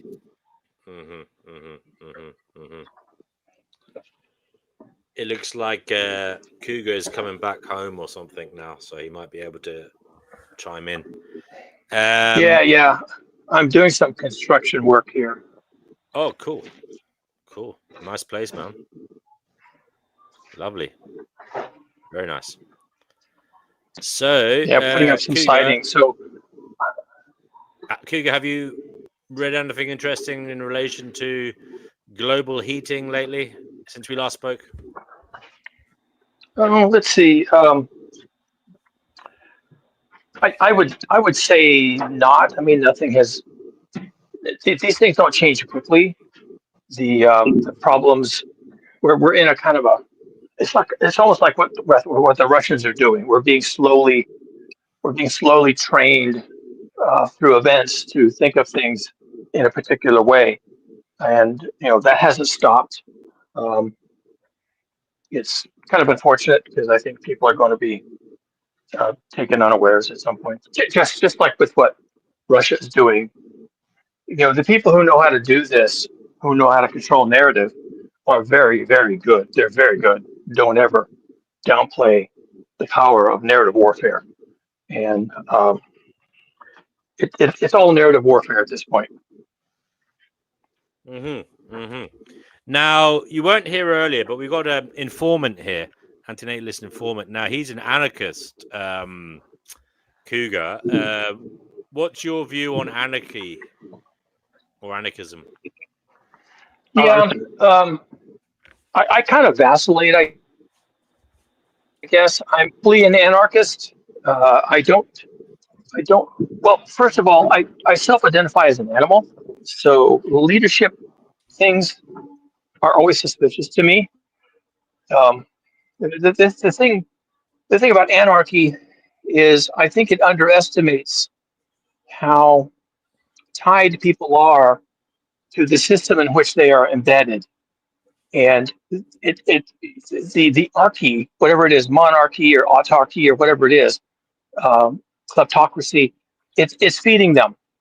It's feeding them, and anarchy unless you were to able to jump very quickly into some kind of village life, like really well regulated, well managed village life, then you're going to find that without leadership on, for example, keeping your supply chains moving, someone's doing that.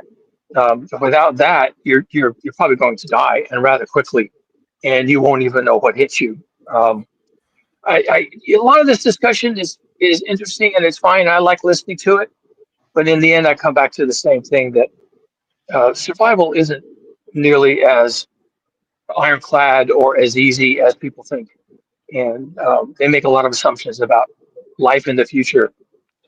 When a lot of this stuff collapses, it's not going to be pretty. Right. Yeah, guys, in case you didn't know, Cougar talks a lot about global heating, the collapse of global civilization due to what others term climate change, or what used to be called global warming. He calls it global heating. And he doesn't believe there's any way back. He believes we are fucked in that regard, and shit is hitting the fan, and it's going to continue to hit the fan. I don't know what you think of that, Piggy. And Informant. So Piggy first, then Informant, if you want to jump in. About climate change? Yeah, and stuff around that. Do you believe we're fucked because of the heating of the planet due to CO2 accumulation? Not necessarily, no. I haven't really looked much into the whole thing. I think it could be a ploy that the government's doing to get taxes out of us later. Like the whole stop oil thing. I think that is made by the oil companies, like to get more money. Like the whole green movement. I think that's like that. But to say that his point is completely wrong, it would be like a mischaracterization of my opinion, because I think the world is warming. I think climate does change. It does have cycles, and I think the sun is having flares and stuff, and that happens. So I do think that to wrap it up, it is warming to a degree, but I don't think it's like detrimental or like I don't think it's having. I don't know how to wrap this up. You could take it from me because I don't really know how to end that. He's basically skeptical that it's going to have any really bad impact, Cougar W. And before you answer that, Cougar W, Informant, what's your views on global heating / climate change?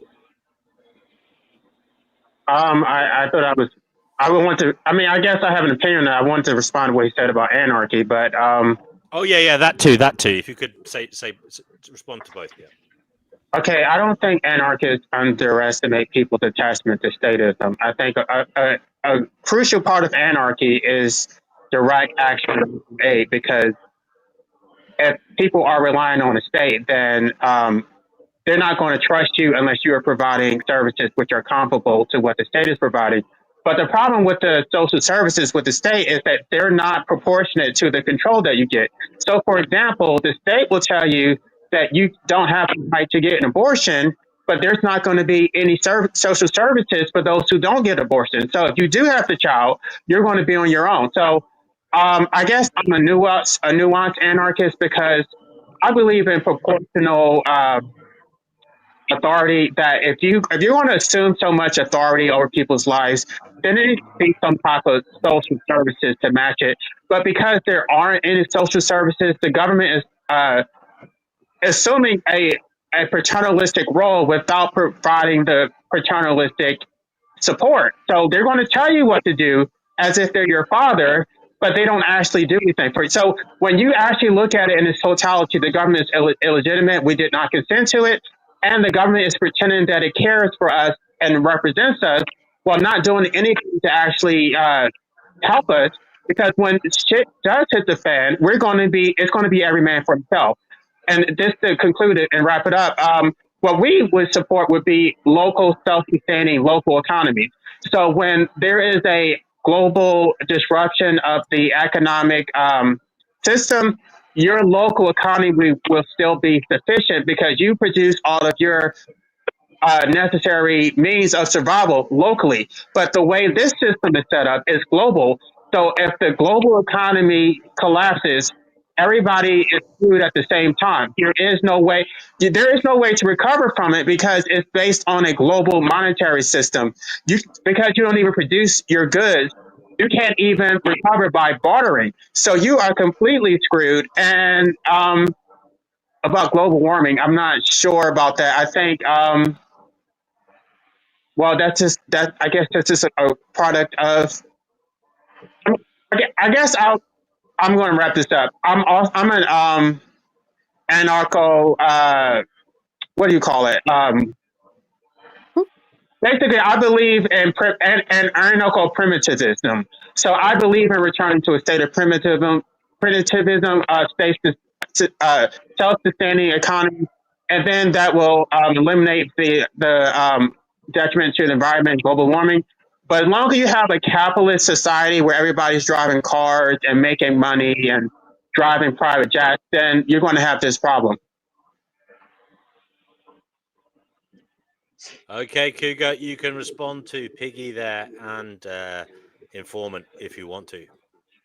Sure. I'll just say briefly that I'm not really surprised that people don't have well-formed opinions on this. It's right now in the realm of science, so we're kind of stuck with it being there. It's not part of public policy yet. It's not part of mainstream education. The question is always been left to scientists. Maybe we have some science communicators who are willing and trying to communicate with the public, but I think that what is inevitable and unavoidable is that people are going to be blindsided by all of this. It's a bit like someone who bought a first class ticket on the Titanic and the ticket says unsinkable, and then someone comes up behind and says, "Hey, we hit an iceberg, we may be sinking." And then there's a period when you're trying to reconcile all of this. And I think that's where we are now. And it's not easy for individuals. It's not even easy for the community and the public. Maybe we won't turn the corner. We don't really have to. Peanut butter toast, because I'm getting hungry.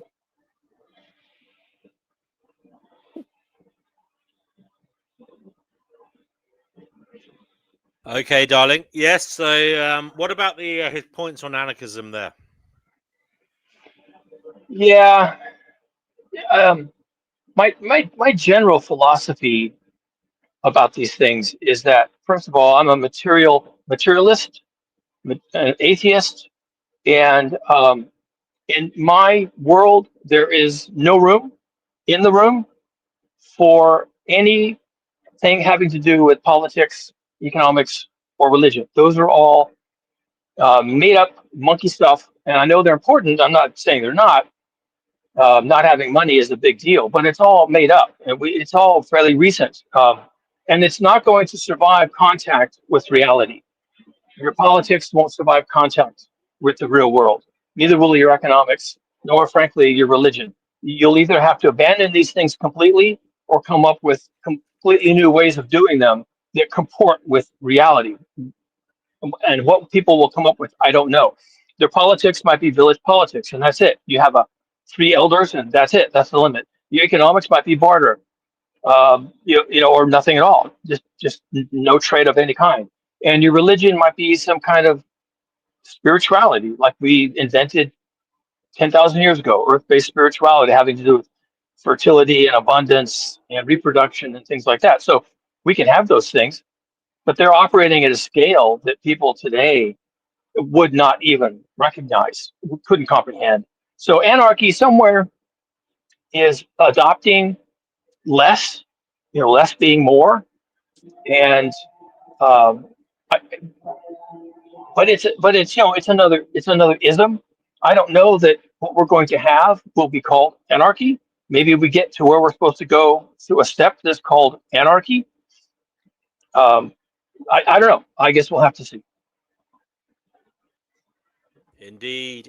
Enjoy your peanut butter and toast, Divine. So yeah, Cougar, what advice do you have for the Can you just describe to Piggy, because he didn't seem too sure, or Informant, in relation to just how bad it's going to get within the next 10 years and 20 years, etc. And just yeah. So my opinion on these things is derived from various scientific papers and reports that have been, people have been pulling together for 20 years. I'm not saying that science has all the answers, but I'm just saying that my answer is going to be based on that. Okay. And I think that the amount of harm we are seeing today in all the major economies, the amount of harm we're seeing today is only going to get worse because of physics. It can't get better. The physics is not on our side in this regard. And people's reaction, which is the more interesting part to me, people's reaction to the changes in physics in the atmosphere and the the hydrosphere and all the others, the reaction, people's reaction is going to be very interesting. I think people are going to react very badly, and when people start reacting badly, you can get all kinds of knock-on effects. Here in the U.S., we keep referring to the January 6th storming of the U.S. Capitol. You can have that everywhere as people really start to lose their nerve and lose their faith in the ability of institutions to either speak truth to them, give them guidance, care about them at all, try to preserve them. It's going to be very bad, and it's going to ramp up very quickly. I think after the next year or two, we'll start to see massive, what I've been calling in my YouTube videos, massive societal change, highly disruptive, very massive, very wide scale societal change as people basically give up. They just give up and abandon the Titanic and try to find a lifeboat or try to find something that floats and in a chaotic way bail out. People are going to bail out in a chaotic way, in a panic, because they're not getting any leadership of any kind. And by 10 years out, I think we'll be deep in the weeds on this. There won't be any question that we are in quicksand and going down quickly. I think that's all. I guess that's all I have to say. Right. Thank you for that. And Informant, what about you? Do you notice any signs of global heating, climate change, the collapse of global industrial civilization due to human effects on the environment? Well, I'm not sure about the global environment, but I do know that there is a upcoming scarcity of resources. And actually, when I was in my master's program, that was one of my theses, that I was talking about the effects of overpopulation and its negative impact on the global economy. Yeah, there isn't. Well, they've been talking about this since at least the 90s, that there's going to be a global collapse. I mean, I don't really want to get into it right now, but a lot of people are talking about how Trump is incompetent. No, Trump is not incompetent. The things that he's doing are intentional.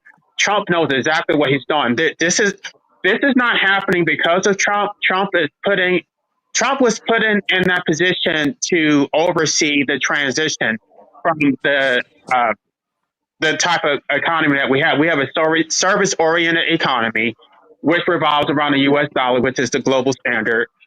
We produce very little in terms of exports. We import, and because of the monetary exchange, the U.S. dollar being so valuable, it becomes entirely exploitive. What it does is it allows us to extract resources from the third world.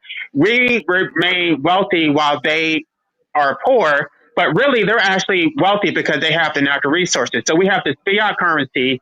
It's not sustainable because it's a Ponzi scheme, which I did an entire live stream about it, but YouTube took it down. But this monetary system is not sustainable. The jig is up. It's inevitable. The signs of the writing has been on the wall for years, but a lot of people don't want to talk about it because they say that the U.S. is too big to fail. It's not too big to fail. As soon as the countries, these third world countries, realize that we need them more than they need us, they're going to dump the U.S. dollar.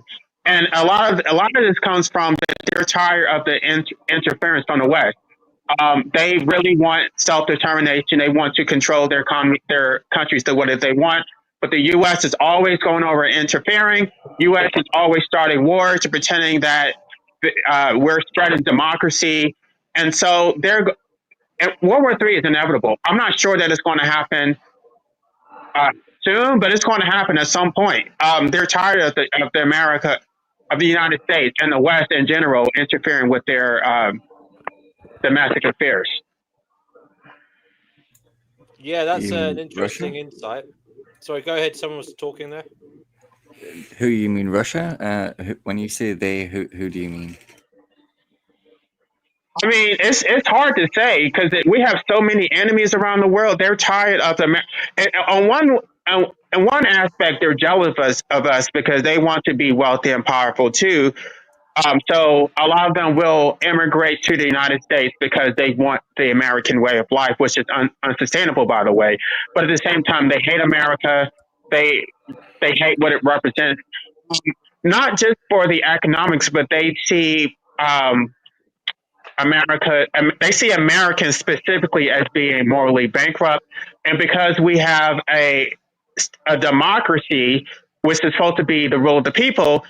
They don't just blame the government. They blame the American people directly because whatever the government does is, quote unquote, with our consent.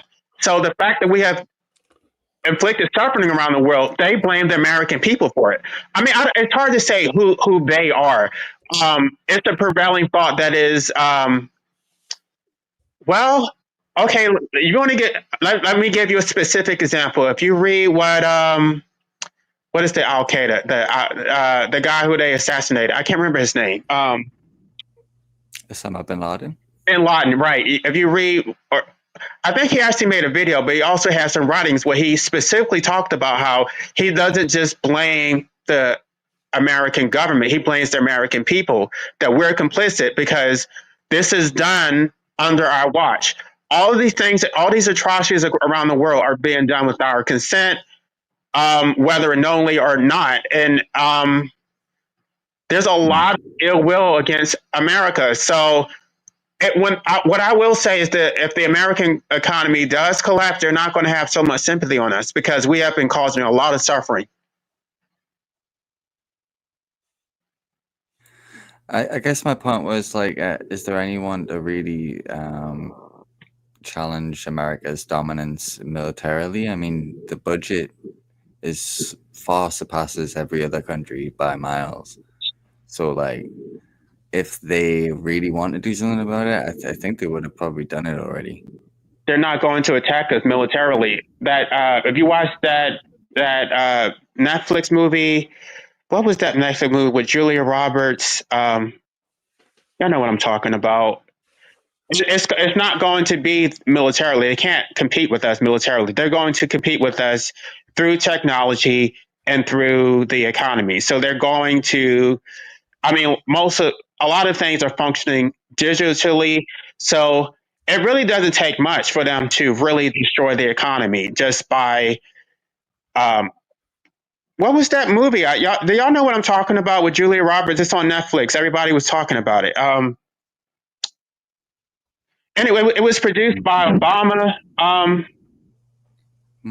They're priming people for what is to come. That who's going to compete? China. That's why everybody keeps talking about how China is not really a threat. They just don't want America to dominate them. It's all about the U.S. dollar. I did an entire live stream about it. They're tired of the U.S. dollar. That every time their countries don't do what the U.S. wants, they'll just say, "Oh, we're going to impose sanctions," or "We're going to withhold aid." And they don't want that anymore. So it's not that they're necessarily going to compete against us. I don't think they want to compete. They don't want to dominate any. Well, maybe they do. Some of them do want. Some of them are nefarious. They do want to dominate, but a lot of them don't want to dominate. They just want to be left alone.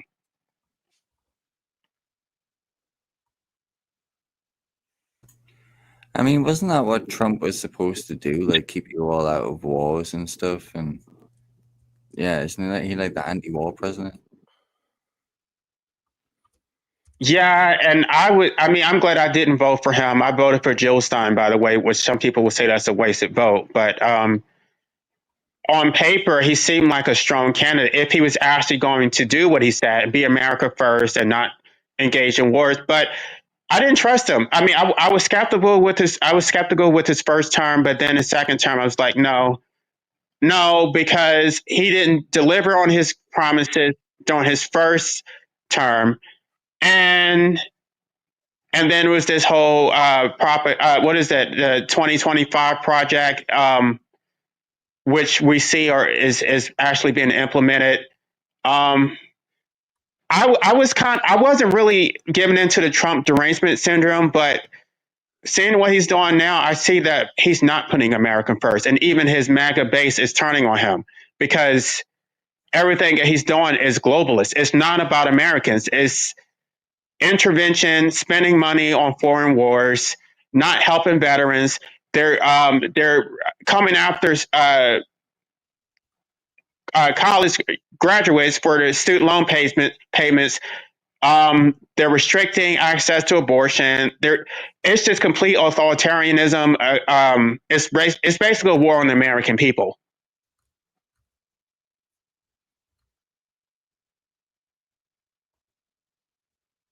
Oh, they did more stuff with abortion since Trump got elected. I'm sorry, what was your question? More states have made abortion illegal since Trump got elected. Well, they've made it extremely difficult. It's almost like it's almost in the first trimester before you even know that you're pregnant, and so they have effectively banned abortion in some states, specifically Texas. And so, and that's the problem. These women are going to have these children, and they're going to be left to fend for themselves. So it would be one thing if they were going to say, "Oh, have children, we're going to help you," but they're not even going to do that. That's what I'm trying to tell you. This whole system is so corrupt. It does not represent us, and nobody really benefits from it. There's an illusion that you're getting protection from the government, that I don't know, it makes you feel like you have shared interests, but you really don't. It's very individualistic when you. I mean, of course, you can be charitable, but I'm talking about the government itself. The government itself does not actually serve our interests. It's oppressive. It exploits. If you read the Social Contract by Jean-Jacques Rousseau, what it talked about is how these leaders, they only care about power. That is the only trade-off. So you give up your power, and in return, they're supposed to protect you. They're supposed to provide for you, but I don't think they're really doing. They have abdicated their responsibility as government, which means that they're illegitimate, in my opinion. So I didn't just come to this position of being an anarchist lightly. I looked at it. I looked at it and I see that we have to obey the government, and they don't have to actually serve us. So they're effectively useless. They're going to control us, but what do we get out of it? The police are not even protecting us. You're still going to have to protect yourself. You're still going to have a gun.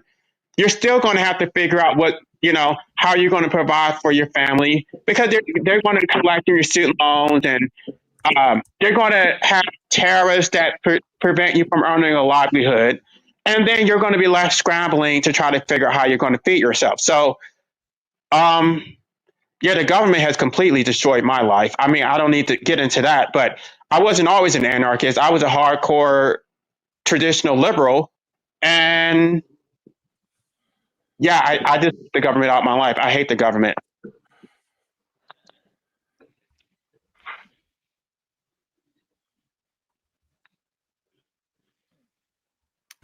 Okay, I'm not fond of the government either.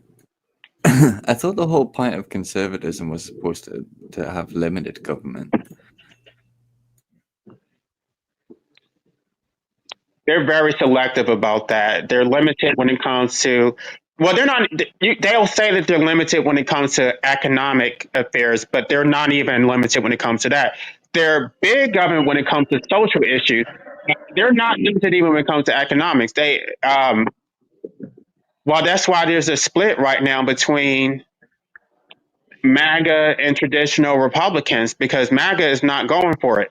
MAGA says we want our tax dollars to be spent on the American people.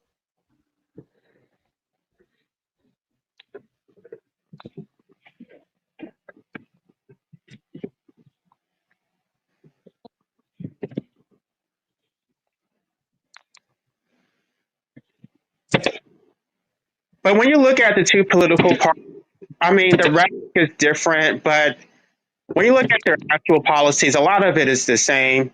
At least at the state level, I think Trump is pushing an extreme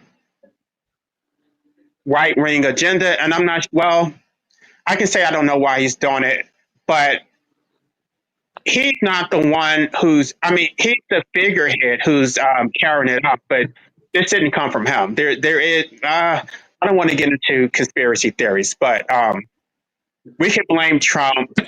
It's not smart enough to hawk this. There was somebody behind this. There were organizations and power players behind it, and Trump is just carrying out their dirty work. Yeah, I feel like if Trump was legit, he would have released those Epstein files already. Well, that's the thing. That's why anarchist, by the way. Because look at that. Look at how the law does not apply to everybody equally. Some people, right. And they openly are engaged in sex trafficking with impunity. This isn't new. They knew about this a long time ago. I'm not sure why they decided to go after Epstein, but Epstein is not the only one. This has been going on since forever. Oh gosh, look at, I don't want to get into conspiracy theories, but look at what happened to Judy Garland. Like, they were doing this stuff way back then. And everybody knew about it. They just turned a blind eye to it because if you're wealthy and powerful, then the law doesn't apply to you. So why should we have to obey the law when they don't even have to obey it? They do whatever they want. And we're just going to be, idiots who just listen to what they say. It's a two-tier system. If you're not wealthy or powerful, then the law doesn't even apply to you at all. Like, you can just do whatever you want.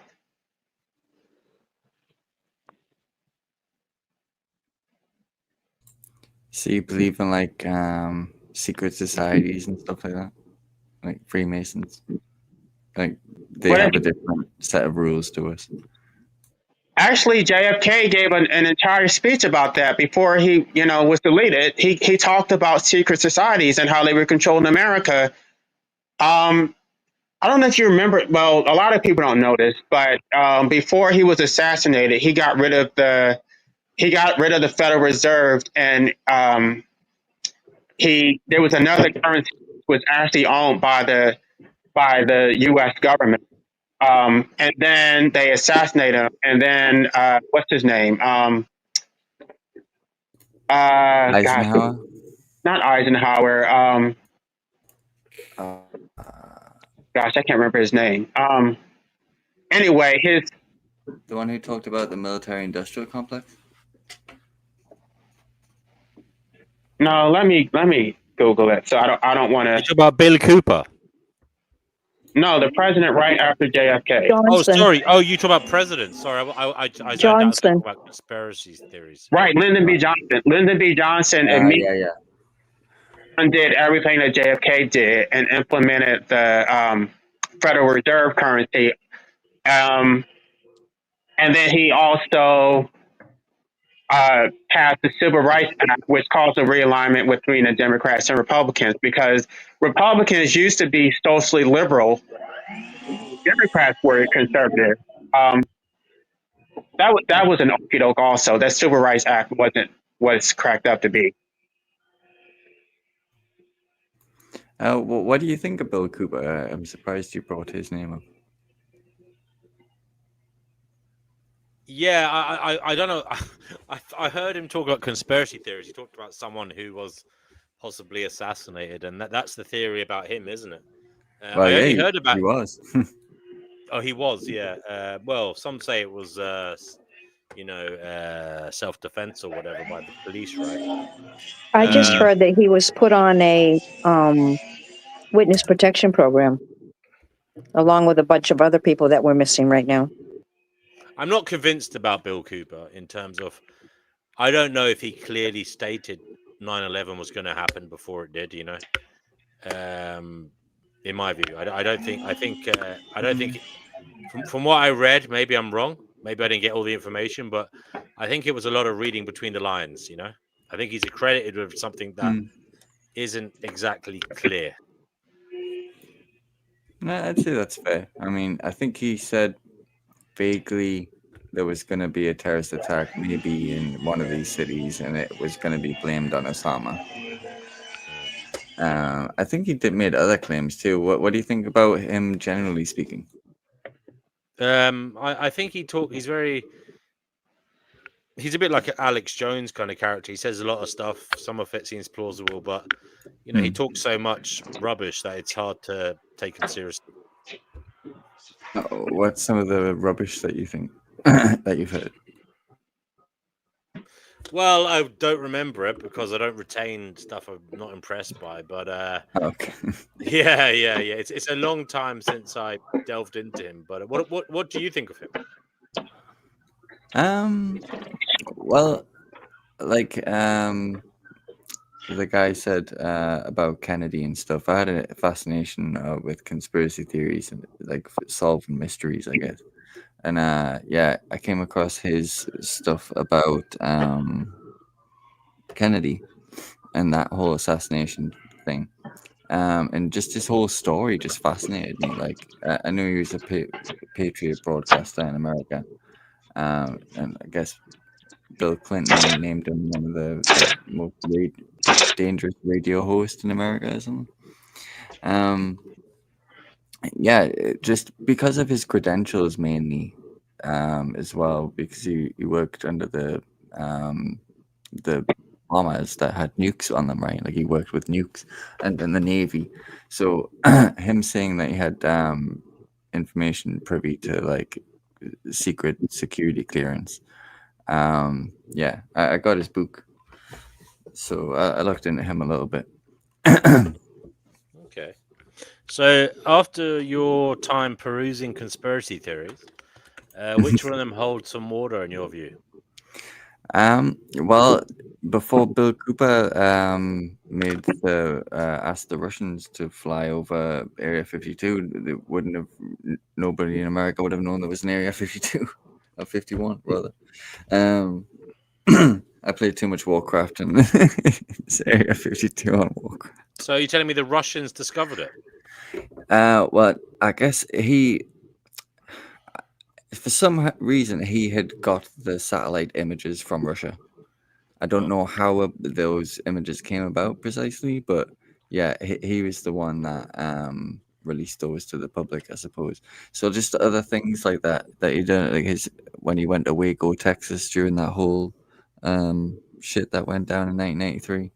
There's just a lot of things that he stood up for, and especially freedom. He's very passionate about the Constitution, and I admired that about him. Like someone could, like his whole family was military, I guess. So they had a big respect for, I guess, government. But yeah, for someone to turn their back kind of on that whole institution, and then they come and try and kill him more than once. I mean, I only know about him because of the 9/11 stuff, but there's a lot to him. Did he have any theories on what is going on in this reality in terms of why we're here, what this is? And if you could you please explain them? Because you said you read the book. I don't know if you can remember it, but yeah, if you could explain what he thought this place was. Sure. So his line of thinking after looking into aliens and kind of came to the conclusion that was kind of a government psyop. Other psyops like MK Ultra, he got into a lot of realms of government misconduct, you could say. But he got more into the secret societies in the latter end of his life, and I think that's what really got him into the trouble, because he started talking on his broadcast about the mystery schools, and it's like this, I guess, this esoteric religion of the powers that be, or the Illuminati, or the Freemasons. I don't know exactly what to call them, but I guess they would go by a lot of names. But in his book, have you ever heard of the Bilderberg Group? Yes. So in his book, apparently there was like some fax machine copy of one of their talks or meetings or something, and he's got it in his book, and it talks about controlling full societies, like with soft kill weapons too, like diseases and little pandemics here and there. It basically just says everything that's happening right now. It's been happening for the last 20 years, that everything will become more expensive, the economy will crash, and yeah, pretty much everything that's been happening. But so basically it's all a psyop. In his view, the only life that exists in terms of like intelligent life is human life, right? And it sounds like it's kind of New World Order shit, is it? Yeah, that's what he believes in, the New World Order. Yeah, pretty much. So a centralized government with totalitarian kind of a totalitarian regime, but that would be okay if it was benevolent. Should I say he was exposing it as not benevolent? Like he thinks it's a totalitarian socialist dictatorship where we'll be slaves. Yeah, he doesn't like that. That's why they killed him. So this is it. In what way won't it be benevolent? Like what will they be doing to us? I guess in the future, it's not really like a 1984. He doesn't like lay it out exactly, but my closest guess would be like a socialist dictatorship where we're told what to do, what we can and can't eat, who we can and can't fuck. Like basically everything controlled from top to bottom with AI. Just a dystopian AI future, I guess. Yeah, or utopian, perhaps, if you like that kind of thing. Well, yeah, if you're into being controlled and your life micromanaged from birth till death, yeah. It's pretty much like what we have right now, just more technical. Well, one of them. Have you ever heard of? Sorry, go ahead. Someone spoke there. One of the things they're going to control, and they're going to say who can and can't.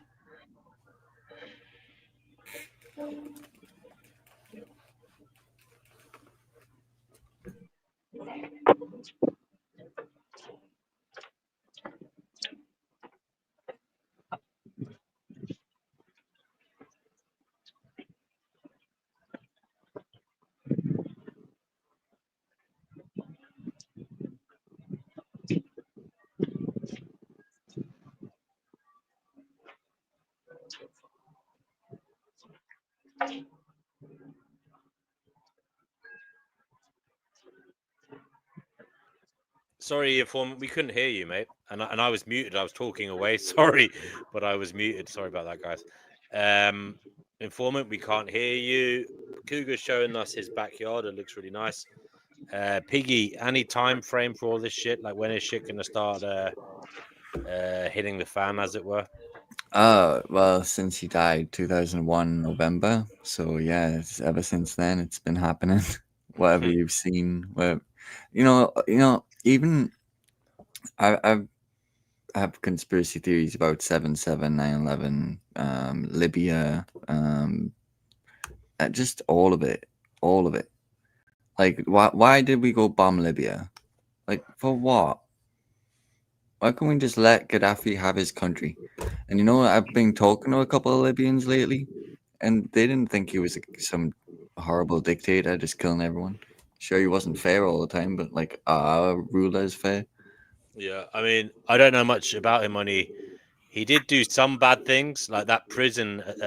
Remember when he killed loads of people in that prison? But yeah, why did they do it? I'm not sure. Maybe it's because he was giving Maybe it's because he was a kind of force for Africa, you know. Well, I heard he was gonna make the African dinar, which would be like, I guess, the central bank in Africa, and it was gonna destabilize the Western economies because they were gonna move all their dollars from petro dollars to euros or something. Same thing with Iraq, right? With Saddam. I think he was going to change from dollars to euros for petrol. Do you know much about that, informant? Yeah, I heard the same thing, that was the reason why, because at the time that they invaded Libya, I mean, it's been a year since I've looked into it, but there were only 3 countries that were not part of the global centralized North Korea, Iran, and Libya, right? Something like that. Right. And so that was the reason why, and they made up these stories. That's what they always do. And then they always act like it's to help the people, to liberate them, spread democracy. And then meanwhile, they ransacked all of their gold reserves.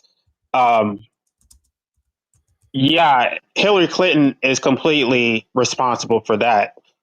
And people say, well, why didn't you just vote for her? No, because she was a warmonger.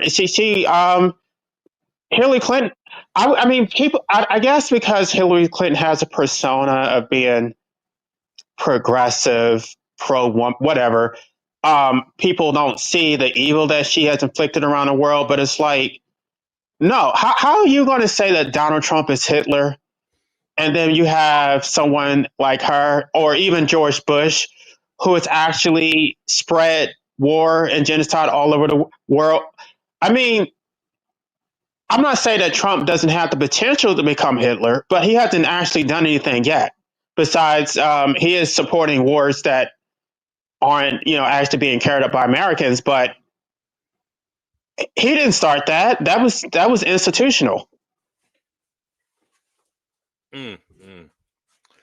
Yeah, I mean, you made some good points there.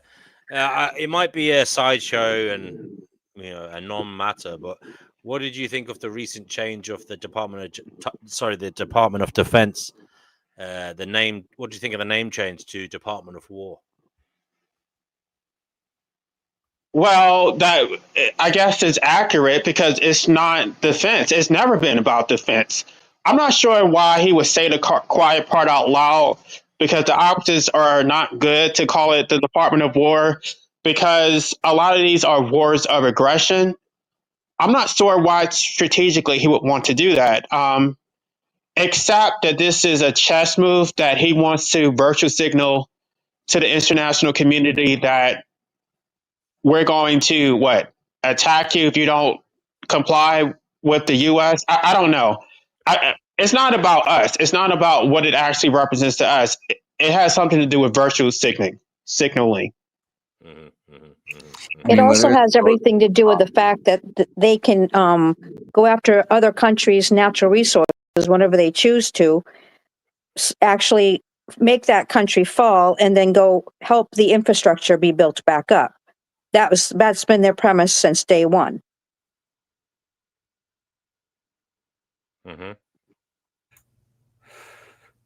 I think whether it's called Department of Defense or Department of War, like, I kind of respect them almost for that, because it's like it should be called something serious. Like, they watered down language a lot. I don't know if you ever noticed that, but like, I don't know where I heard this, but like, you know how just clinical and like non-dramatic post-traumatic stress disorder sounds like? It just sounds. Oh, it's George Carlin. I don't know if you guys are familiar with him, but yeah, it used to be called shell shock, right? It used to like mean something. So yeah, I'm kind of not totally against him calling it the Department of War. At least it's honest. Good point. Right, but he was supposed to be anti-war. Right. It's always a paradox, right? But I mean, he hasn't started any new ones. I mean, could you imagine what Hillary would have done with Russia? Or Kamala, by the way. Kamala Harris just as hawkish as anybody else. But honestly, I think it didn't matter Democrat or Republican, it didn't matter who was going to get in. They're all going to do the same thing at the end of the day. The same thing with Labour in England with Conservatives. Labour got elected recently. Now the entire country hates him because he just lied. Like they just lie every freaking time. It doesn't matter which country, which political ideology. They just fucking get in and do the exact opposite that the people want. The majority that voted them in. They just betray them and backstab them every single time we fall for it. It's kind of funny to me at this point. But yeah, I see it over and over and over again. You know, I'm actually a part of the Green Party. At least I've been voting Green for at least the last 12 years. But I actually prefer the Green Party in the UK. It's completely different from the Green Party in the United States. Like, the Green Party is pro-labor and they're pro-environment in a real way. Like, the Green Party in the UK is they support population control, which includes closed borders because they say that it's bad for the environment and the economy. It hurts workers. And then the Green Party in the United States, they take a completely opposite position. They're going to say that, anyway, I don't need to talk about the Green Party, but now that I'm an anarchist, though, I'm not sure that I'm going to continue voting, because the problem with voting is that even though I didn't put any of these people in power, I'm still giving legitimacy to the system because I'm participating in it. So even though I didn't vote for them, it's still kind of my fault, because it's like, well, you voted and you just didn't win. It's like, well, if I did, they always say if you don't vote, then you can't complain. But I think if you do vote, you can't complain. Well, I just refuse to vote now because I'm like, I'm not going to take responsibility for the next bombing that happened. Like, God forbid I voted when Labour or Conservative bombed Libya, you know? I just don't want any part of this whole shit show. I just don't trust them.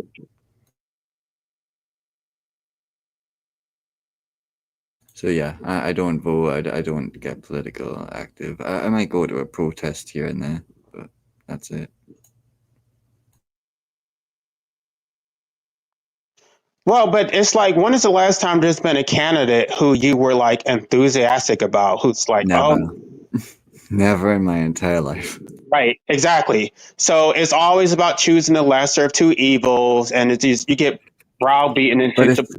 It's just a rigged system, though. Like red, blue, it's the same shit. Even if yellow got in one time in England, it was still the same shit. They just had to do whatever the red said.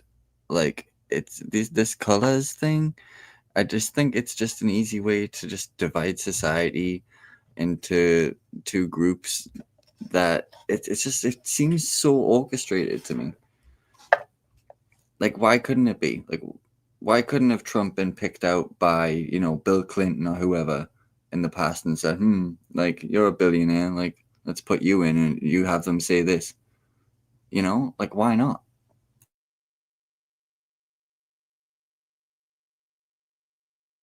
Why they all gotta be billionaires? Why last English Prime Minister Rishi Sunak had to be, you know, some rich man? There's actually an ancient book, like I guess during the Roman days. It's called How to Win an Election by Cicero. And a lot of it is still relevant today. It talks about how you need to rub elbows with the powerful. Even if you are a no-name person, you need to have an appearance of stature. It really tells you, when you read that pamphlet, it tells you how to actually win an election. And a lot of it is not even based on policy. It's based on your public persona. And it talks about how you can make empty promises, and it doesn't matter, because after you get into office, you can explain why you were not able to do it, and people will just forget it. And then once you're in power, now people respect you because now you have that legitimacy by the fact that you were elected. So you really have to fake it until you make it, and then you can, I don't know. So you really, the way it's set up is rigged, that you can't actually have a candidate who's actually interested in serving the people, because a candidate who does present that type of message is not going to be taken seriously. Look at any candidate who says, "Oh, I'm going to help the poor. I'm going to go after the," they're not going to get elected.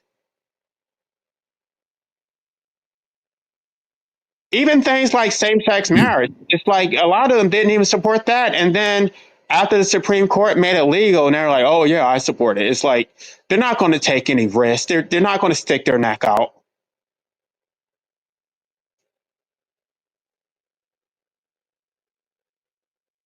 But like, I guess there's the locals and like the local politicians, and then there's like the state ones. Like, if you're into the conspiracy theory type stuff, do you not think there's like some deep state control, like the man behind the curtain, so to speak? Right. That's why I do have a proposal, which I mean, this has nothing to do with antinatalism, but I'm proposing a takeover of a state, which is similar to what the libertarians are trying to do, because sovereignty is everything, and I believe there is a deep state, but you really have to have people in power who can't be bought. I mean, those people are very rare. There's very few people who are not addicted to power and money, but you really need to know how to recognize those people. And then there needs to be comprehensive reform of this entire system. You can't really do it at the national level, but you can at least do it at the state level of a small state. You said they were going to do something in New Hampshire? Yeah, the Free State Project. So they're actually going through with that? It's been going on for several years. I guess the plan is to take over counties, and then eventually they're going to try to take over the entire state. So they just like buy it out? No, it's by migration. It's like we're just going to have strategically migrate to the state. We can just by sheer numbers take control over the state.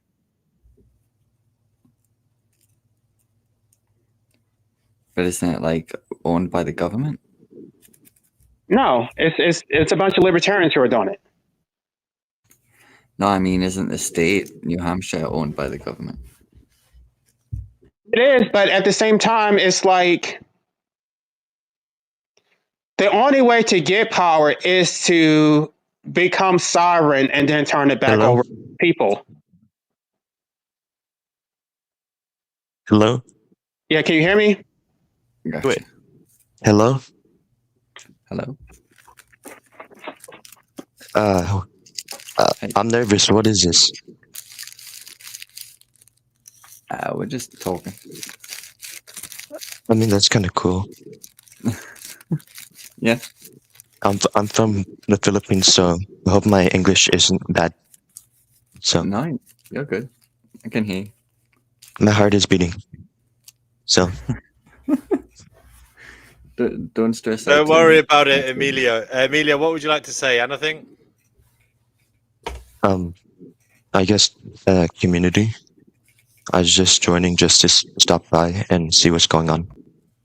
Okay, brother. Well, we're just talking about existence, what is going on, and perhaps, Are you British? Yes. You're welcome that's so here. Cool. I've never seen or talk to a British person. Okay, brother. We have somebody else here. I believe Michael. Is that right? Yeah, it's Michael. How you doing? I'm doing good. What about you? Not too bad. What's going on, guys? Any news of you guys? Just nervous. What are you nervous about, and why are you here, first of all? Because I have never been on a live stream, actually accepted to a live stream, because people don't accept me and they always tell me to F off. This is the perfect place for you. You've come to the right place. That's okay. We welcome everyone who comes. Thank you. You're welcome. First of all, Emilio, how did you find this live stream? I was just looking through my recommended feed, and then it said, "Are you okay? Are we okay? Is this okay?" And okay. Yes. The name of the stream. So, are you subscribed to the channel? Are you? What?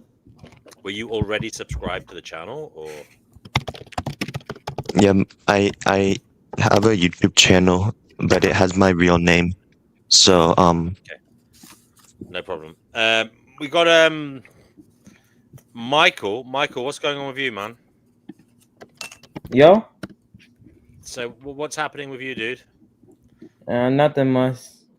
So, can I ask you, Michael? You sound you could be possibly young. What age are you? I'm 16.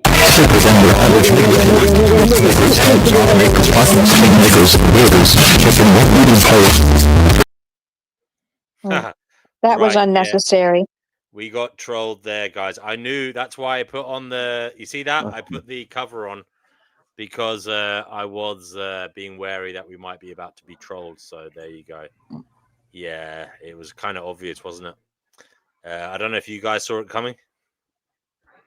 I was fine. The Vietnamese. Where did he say he's from? He said he's from the Philippines. Yeah. Philippines. Yeah, I thought it was. I was giving him the benefit of the doubt because I thought he might be some kind of neurodivergent individual, and it was like, yeah. It was, but yeah. I mean, when I saw the other person come on as well, I thought there's something going on here. We're being targeted, you know. So there you go. And we were. Dusk Marina. Yes, Dusk Marina. It was rather sad. But anyway, these things happen in the world of live streaming. It is part of the course. Par for the course, as they say. Jay, you've been terribly quiet. What's going on? Jay might be asleep. Sorry, guys. You were saying something before those guys came on. Go ahead. I just want to ask if you're okay after that. It kind of blew my eardrums out. I'm not gonna lie. Yeah, I'm okay. Are you okay, guys? Okay. Yeah.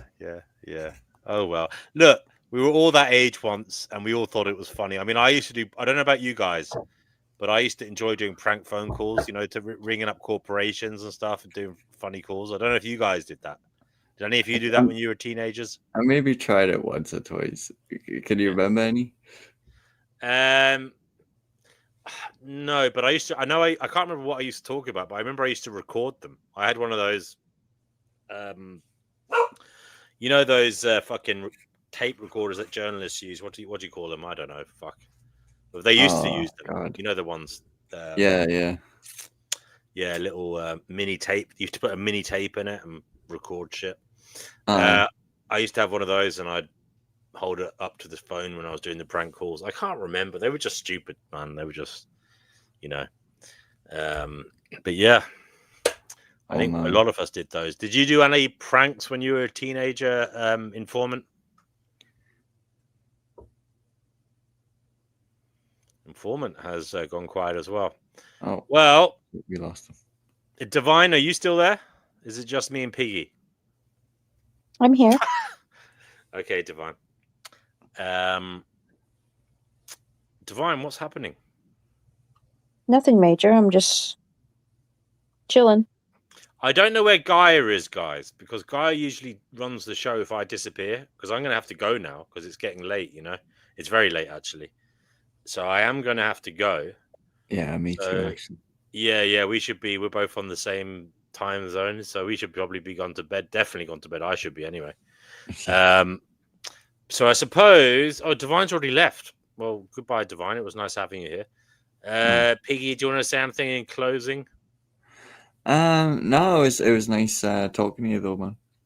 Yeah, well, I hope you come back. And we chat again next time. Yeah, sure. Cougar, anything in closing, brother? No, thanks for having me. I enjoyed listening to all you guys.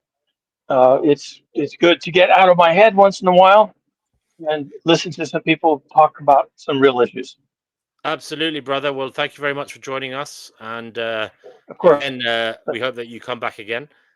Jay, sure. If you're there, do say something. If not, we'll end it. Yeah, I don't think he's around. I think he's probably fallen asleep, which is fair enough. Okay, guys, we'll leave it there until next time. Do take care. All right.